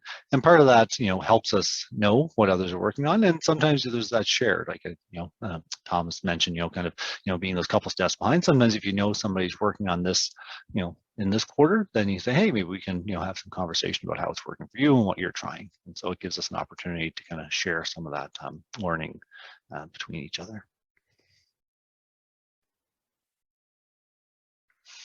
And so the teams, hopefully will all end up in the right place, or Vanessa and team will certainly help us get there.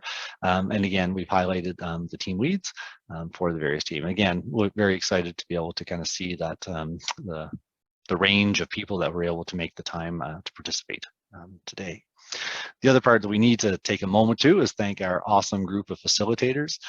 This work does not come together without a great work and a lot of pre-work and commitment from those folks ahead of time to kind of, certainly Vanessa, getting us together and talking through kind of the process and the tools and where to find things and troubleshooting with us along the way and probably over the next hour. And so, yeah, a great shout out to our wonderful team of facilitators as well. And then obviously the team leads who will be there and supporting the team during this time and doing the report outs as we come back as a big group. As I mentioned, we have a great cast of the PEAS support team. Jillian and Vanessa, I think, are going to stay in the main room, or I think Vanessa might bounce around, but either way, we can always come back or check in if we need PEAS help. Again, Vanessa does a great job of finding these beautiful little PEAS images. So there is an ask for help button that you'll be able to find. And so if you need help, somebody will come in there and help either guide if it's a process question, or if we have issues with finding documents or so forth. Like I continue to get 404 errors every time I try to go into a balanced scorecard, but I've got a screenshot of that, Vanessa, so I'm good on that one. And then just the next part, we just wanted to kind of highlight the ground rules, and we've gone into these in the past, so I won't kind of read through them all, but it really is about, this is the time and the space for all of us to put our shared and collective minds together to focus on what is most important to us here and now. Sometimes, we might get hung up, and so let's not necessarily get hung up on the data, but knowing that as we do the Plan, Do, Study, Act, data information about what is working and what's not is really important, and so we have to think about that as well, and really wanting people to be there and in the moment. We also know that sometimes things come up that are just too big or tangent from what we're really focused on today, and so the parking lot is always a great place to park those, and to be able to look at when and why you would, or when and where makes most sense to come back to those.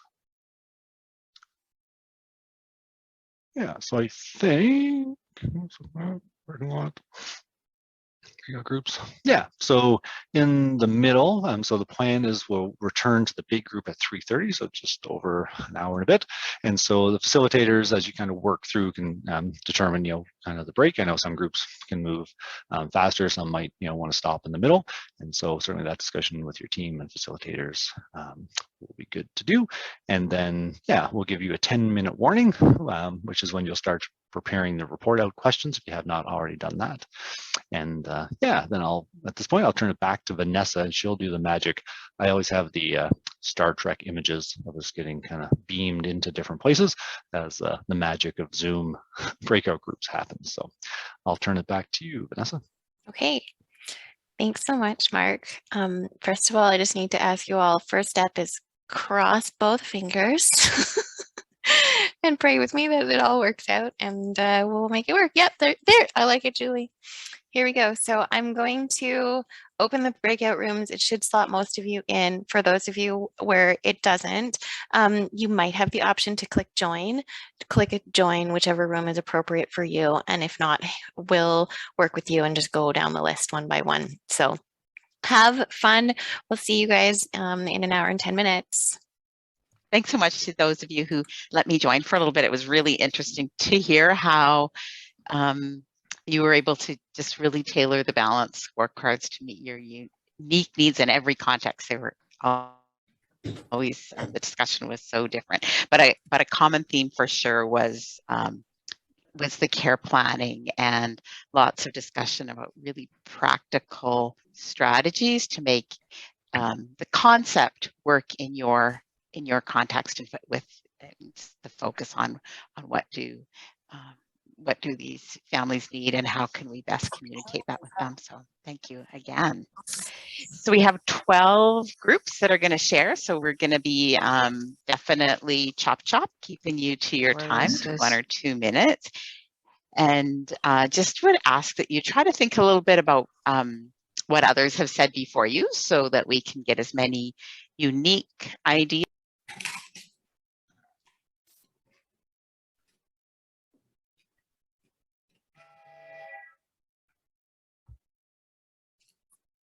Am I back? Yes.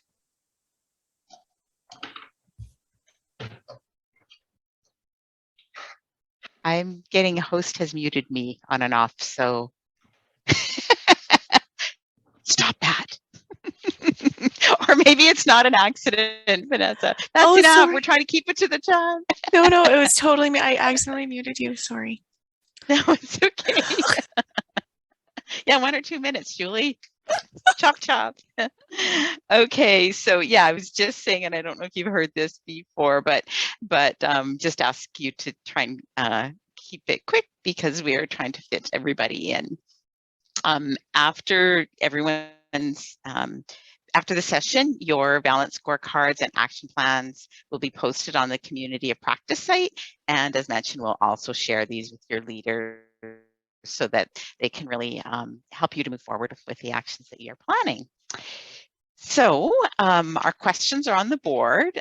First, tell us who you are. I'll let people know who's going. But what 2 actions on your team is your team going to work on next, and what is one thing that your team will take back to leadership for those that are not present today? And you can think about these questions, and as I said, just think about something else that comes to mind is important for your discussion as well. So we're going to start in the North Zone with Grand Prairie. Abby, I bet you're reporting today. Hi, this is Abby.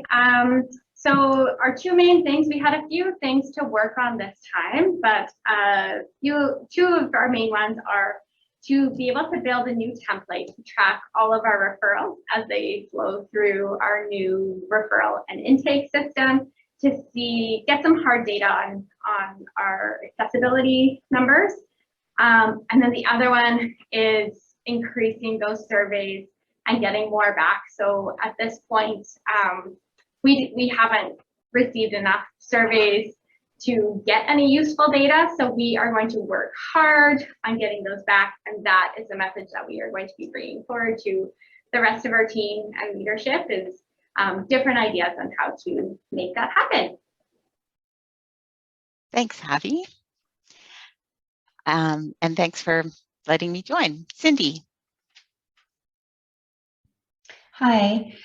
So we have a couple of actions that we're going to do. We're going to make a recommendations cheat sheet that can accompany an assessment form. We're going to check in with other rural zones to see what they've developed for their equipment kits. I'm going to check in with the Stollery to see if we can arrange some clinical shadowing opportunities. We're going to try out we're going to take a peek and become more familiar with the feeding care plan and the goal wheel. And we're going to see if the webcast from SAC, the relationship between pediatric feeding and swallowing and speech and language, we're going to see if that is still available for SAC members. Thank you. Cindy, lots of key actions, very practical. Okay, I think that it is Minnie next from the Stollery Aspiration Clinic. Yeah, so the 2 clinics together. Yeah, go ahead. Hi. So we have a couple of action plans from our group. As you know, as with a lot of other groups, we need to increase the number of surveys that are coming back.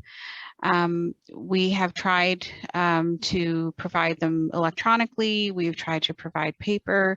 That doesn't seem to be bringing up the number of responses that we're getting. So there was talk of possibly doing phone surveys to actually engage the parents post-appointment. So we'll see where that goes. And then the other thing is ensuring that the parents understand that they are getting a care plan. We provide information to the parents after their appointment is over, and we do oftentimes give them an email. So we just need to formalize the process a little bit more, and we need to make sure that the parents know that this is a care plan, and that and even just let them know you're going to be asked about this when you're invited to partake in the survey. So those are the 2 big things that came out of our chat today. Thanks, Minnie. So just, theme 2 around the surveys, and I like your approach of letting people know a little bit more about what they're getting into. That's great. Tanis, is it you reporting next from the Stollery Feeding and It Swallowing is. Clinic? No, not the Feeding and Swallowing, the Home Nutrition Support Program. So I don't know if Minnie reports for Feeding and Swallowing. Oh, or did I miss somebody? Did you miss someone? Yeah. Yeah, No, I'm you're right. feeding and You're- swallowing. Yep. Yeah, you reported for all three. Yeah, sorry about that, my confusion. Okay, thanks, Minnie. Tanis, go ahead. Okay, so we're similar to Minnie along the survey lines. So we're going to keep our surveys ongoing. We do the electronic version, we do the paper, we do the in-person, and we also do it on inpatients. But we would be looking for kind of support at a provincial line for a phone survey. But the things that we're actually going to really look on is we've had a lot of issues with Connect Care. And one of the things that Connect Care is the templates and scheduling. And so we're working on asking families about next appointments and asking them for engagement in the decisions for their appointments of the right care providers and to make sure we have the right people at the right appointment. And we're also looking at making sure we have the right time, we have the right space or clinic rooms, and we really make sure we are valuing the patient time and the parent time. The other thing we're going to be doing is looking at Connect Care from the perspective of the goal wheel. So we are really struggling in how to capture a document and have support for how to capture this in Connect Care. So we are going to be reaching out to Carmen and Lori, sorry, to see how they can help us get the goal wheel documented in Connect Care. And so those are the things we're kind of looking at so that we can have a more practical and a more functional process. And then the other thing we're going to take back is we're going to take back the PEDS clinical practice guidelines. We had looked at it and we had drafted something to align with our work, but we need to go back and review it and finalize it. Thank you. Lots of ambitious and really practical strategies moving forward. So appreciate that very much. Cynthia from the Glenrose. Hi, I think like everyone, we just would like to get more surveys back. We're going to see if we can connect with Vanessa and then maybe have families complete them over the phone. That would be really helpful. I think the other thing we want to do is continue to collaborate with our providers in the zone, whether that's FACD, the school settings, or through other like preschool community rehabilitation, to just share our information, collaborate over Zoom so that kids are better supported and to build some capacity. And also we've had some links with the North Zone that have been really helpful. And also to just talk to our other clinics at the Glenrose in terms of what creative ways have they been able to utilize to address families and kids who are on the wait list within, like 8 to 12 weeks. Thanks so much, Cynthia. So yeah, and I was saying in the group that I also heard from the North Zone about that collaboration and how helpful that was. And it's neat to hear you, or the collaboration across zones with the virtual sessions, and also just neat to see how you're sharing your learning and bringing in learning from other teams on site. So thanks for sharing that. And Christine from North Zone, and I just wanted to mention that it has been so helpful to work with Glenrose that way, and it's actually like changed our practice and our lives. So thank you. And helped you feel more confident, it sounded like. So that's awesome. Christine, Nancy, I'm not sure which one of you is going to speak today. Yeah, it's me, it's Nancy. So our themes are quite similar to Cynthia and Minnie and Tanis in that we want to, our next steps is finding that specific timeline related to the calling blitz for families that have been discussed at the provincial level. But then also taking it to management about whether we can continue this strategy for data collection after that blitz is complete. And also continuing to ensure that clients have goals and a plan, and asking and making sure that staff are writing out care plan or ensuring that families know what they're leaving with and what it's called, and just clarification around that. And then one thing we're going to take back to management is once we have clarification on what classified as goals in a care plan, we noticed that there was a significant increase in the number of families who have goals and plans in their files. So that's a really positive thing that we want to take back to management. That's really interesting to see that correlation. Thanks, Nancy. Thanks, everyone.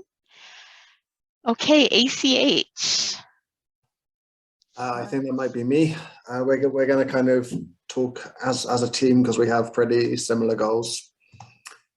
So let me get here. So we plan to keep our weighting of the different KPIs kind of the same for right now. And we're going to kind of look at how they can influence one another too. So for example, if we improve our appropriateness, we would anticipate an acceptability increase also. We had a bit of a discussion around the safety metric and some of the problems with, does it show what it intends to show? We talked about, again, if we can improve accessibility to services, e.g. sort of immediacy, dosage and frequency, will the number of patients requiring ED visit decrease? We want to look at effectiveness, and we demonstrated the survey to kind of illustrate the elements that are required so everyone understands kind of what we're shooting for with that particular metric. The 4 actions we're going to work on are universal learning and use of IDSI terminology. We're hoping our OT and speech discipline leads can kind of help facilitate and support this. And we want to end with a consistent use of an oral feeding care plan across the ACH site, programs, clinics and services. The actions within that is that we want to maybe create more of a hybrid version of the care plan that allows for some checkboxes but greater kind of free text flexibility. We liked the medicine hat model that they kind of showed us there. We want to incorporate discipline descriptions on our own form. We want to incorporate goals section and consider whether to use both the collaborative goal wheel or the care plan versus one sort of amalgamated. I think that was about it for us. All right, thanks. Again, lots to think about going forward. I love just your textbook use of the Balanced Scorecard, where you're talking about how appropriateness and effectiveness might influence other measures. So it's interesting to see how that's influencing your practice and your thinking. So thank you. Are we going on then to Mary Ellen or Meredith? I can report out for our team.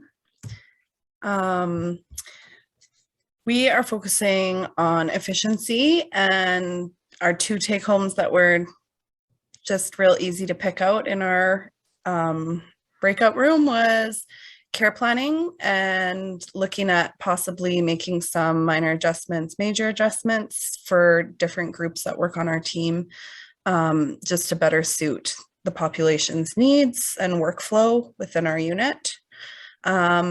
And then process of where we're storing documents, how we're communicating back to different clinics and making sure we're standardized in that way, and clarifying our internal team process and storage and development of care plans, making sure that everyone has access. We've had good reports on people having care plans, maybe just not the same ones, and everyone knowing where they live. So we'll work on it.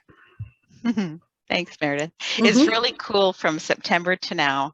Across the teams in September, there was a real focus on using care plans and why they're important and helping us to get using them now. And now this time, I think every team, either in their discussion or in their report out, has talked about the practicalities of now, how do we make this work and tailor it to the needs of our individual patients and clients. So that's really cool.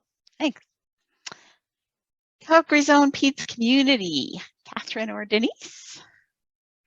I'm going to speak for our group. I just want to try to have the right thing in front of me. So in terms of our actions, really echoing what others have said about the family survey, we had established a process after the last ILC and just we're not getting the data enough to really be able to look at, not getting enough responses to have the data to evaluate, how our measures are doing on the Balanced Scorecard. So we're going to review that process, maybe come up with some creativity, clarity about how we're sending those, how we're telling families and letting them know why it's important for them to respond. So there's that piece. And then also just adapting the care plan for the Calgary zones, kind of view of level A and B feeding clients. And so if you're in Calgary zone, you might have heard of that continuum. And then just sharing that with our frontline OT group who's going to start servicing some feeding clients as well. So kind of some big to-dos. And we were lucky to have our leadership in our meeting, so they're aware of those actions that we need to do. Thanks, Denise. And it sounds like in the Calgary zone, there's just a lot of work happening to bring this service closer to the community, and more providers getting really involved in learning about it and providing the service. So that's great. Congratulations on that. Calgary Zone Rural Allied Health, Sarah or Christine? Christine, I will speak for our team. We had a small group today. Our actions are very similar to others. We're working on surveys and just how we're communicating what our care plan is. So we often use the goal wheel based on our population, and families may not realize that that is in fact their care plan. So just making sure that they understand the use and the purpose of that document. In terms of our surveys, we've made, I feel like this is an ongoing goal, not only for us, but everyone. We've made shifts and changes along the way. And I feel like on a positive note, we've had success every time we've made a bit of a shift. However, it's still very low overall. And so we're going to make another shift. We're really going to try and get those done in person, learning from the Medicine Hat team and hearing what they have to say today. So that's going to be one of our goals. And, you know, overall, when we were looking at our dashboard, we had really great comments, and this might be a bit of an aside, but we had such great comments from our families on the surveys. And so we want to make sure that we've actioned it, but we want to make sure we share that back with our team, because they really are so positive and encouraging. And we just want our team to know that they're doing a great job. That's great. Thanks, Christine. Yeah, just that persistence around the getting those surveys done, and it's neat to hear the different things you're trying. And I love that, and it reminds too about sharing what you're hearing, and reminds me of just that rush that came when Maria said she's going to tell Josephine, and that obviously struck Tracy too. You know, the real difference you're making in everyone for that. Yeah. Janine, I bet it's a struggle for you to think about what more you can share. You have done such a great job of highlighting all of your work. What are your plans coming forward out of today?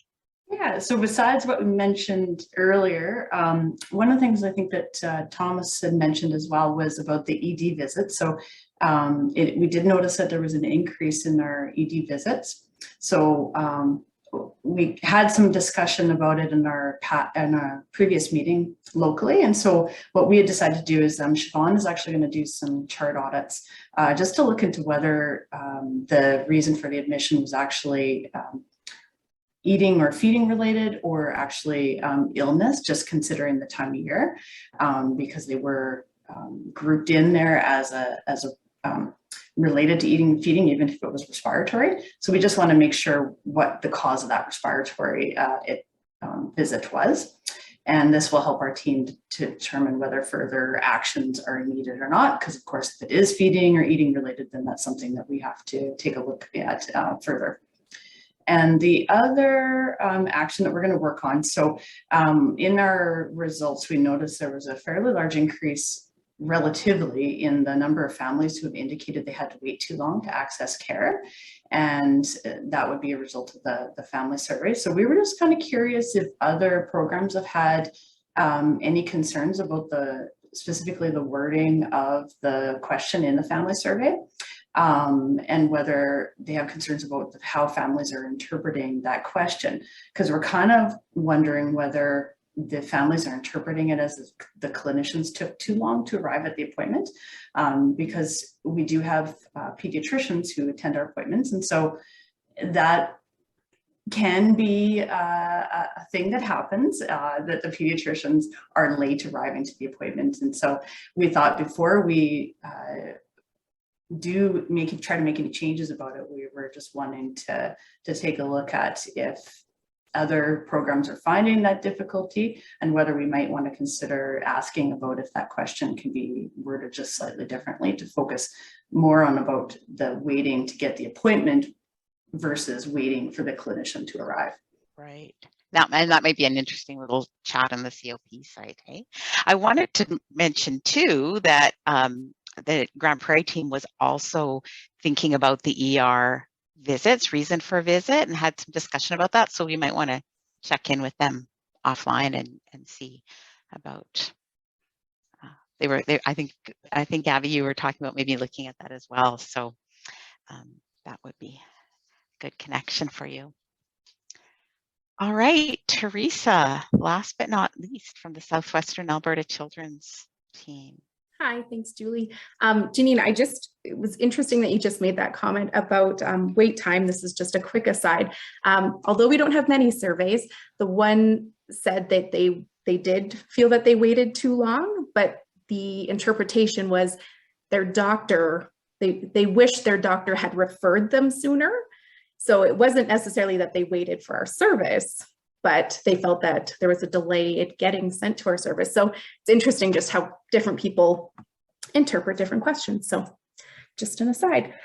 So similar themes to everyone else. We are looking at increasing our parent surveys.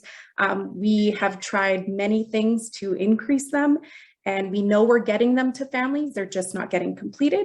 So we did come up with a new strategy, and that's what I'll be taking back to management is we're just looking to get a little bit of clerical support in order to have parents complete the survey on an iPad while they're waiting in our waiting room before they get to actually see us. So we're hoping that that might work. So we're gonna give it a shot anyways. And then we are still looking at expanding our use of the feeding care plan. So we're currently in the middle of a PDSA. So that's kind of ongoing. We do have some plans for expanding it. And then there's still some discussion just about really tailoring the feeding care plan to fit our service area and our needs. So that will be some stuff that we'll be working on in the future. Thanks, Teresa. It's going to be neat to, when we get back together, to hear how all of the, with so many teams looking at tailoring that care plan, how that goes and how that might impact your balanced scorecards in future. So we've got just a few wrap up things that I want to go through, a little bit of housekeeping. I mean, I have to just say, so inspiring to see you all working together like, oh, I don't know, peas in a pod. Here's again an overview of what's coming next. So watch for that session, the education session coming up with CHIO and other upcoming events, and we'll get back together for ILC4 in the fall. And then in terms of next steps, please finalize and post your balanced scorecard adjustments and action plans on the SharePoint within the next 2 days. Team leads will continue to send us data so we can update your scorecards monthly. And we hope that that will be just really gratifying and motivating for you to be able to see how scores are improving over time or changing over time and creating some interesting conversations when they don't improve, which naturally there's lots of factors that are contributing. So the family surveys, I don't have to remind you about that. That's absolutely on everybody's minds. And thanks for your interesting, persistent ideas around that. The team leads and coaches will continue bringing your teams together regularly to review your scorecards and make adjustments to the action plans accordingly. So just encourage you again to use the community of practice, connect with colleagues across the province, check out ideas, share tools, and then we are always thinking of other ways to have connections across the team. So if you have ideas about that, any creative ideas, please let us know. A few thank yous. First of all, thank you to, of course, to Maria and Josephine. It was lovely to have them. Want to thank Tracy, who just brings her wisdom and guidance along the way. Thanks to Mark, my co-chair.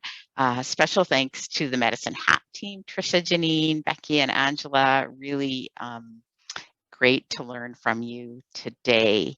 And yeah, neat to see how the conversation and the thoughts you had just kind of wove throughout the day. So things are really coming together. Vanessa and Jillian, always, and Gloria, so much gratitude for all the work that you do, and all of our fabulous facilitators who joined us this afternoon, and I think always enjoy it because they keep coming back. Of course, our team leads are working so hard and have so much going on, and just recognize that you continue to make this a priority, and that absolutely makes a difference for you, your clients. So for me, this is such an inspiring and interesting afternoon. It's just amazing to see all the work that you are doing between ILCs, despite all that's going on, both in your worlds at work and your worlds at home. I'm truly humbled by your excellent work and the way you continue to show up and put your infants, children's families first. So thank you so much to all of you. Remind you that we do want to hear from you about this day and how it went for you. So please take a bit of time. We really value your input. So the survey will be coming out to you shortly. If you don't fill out the survey, Vanessa's going to call each and every one of you to get it done. Oh, no, yeah, I forgot to. Actually, Mark, I understand that Vanessa has assigned that role now to you. Oh, so excellent. I'm guessing it. Yeah. So so she's you'll a great be calling project at manager. home on the weekend. Yeah. Excellent. But Yeah. I do see she did put the survey link in the It's in the chat box. So I'm sure everybody here, after all our discussion of how hard it is to get good feedback from people and how it's used to improvement, will take a minute to do that for us. That's right. That's right. We are also persistent in making sure that people get their surveys completed. All right. Thanks so much, everyone. Have a great rest of your day.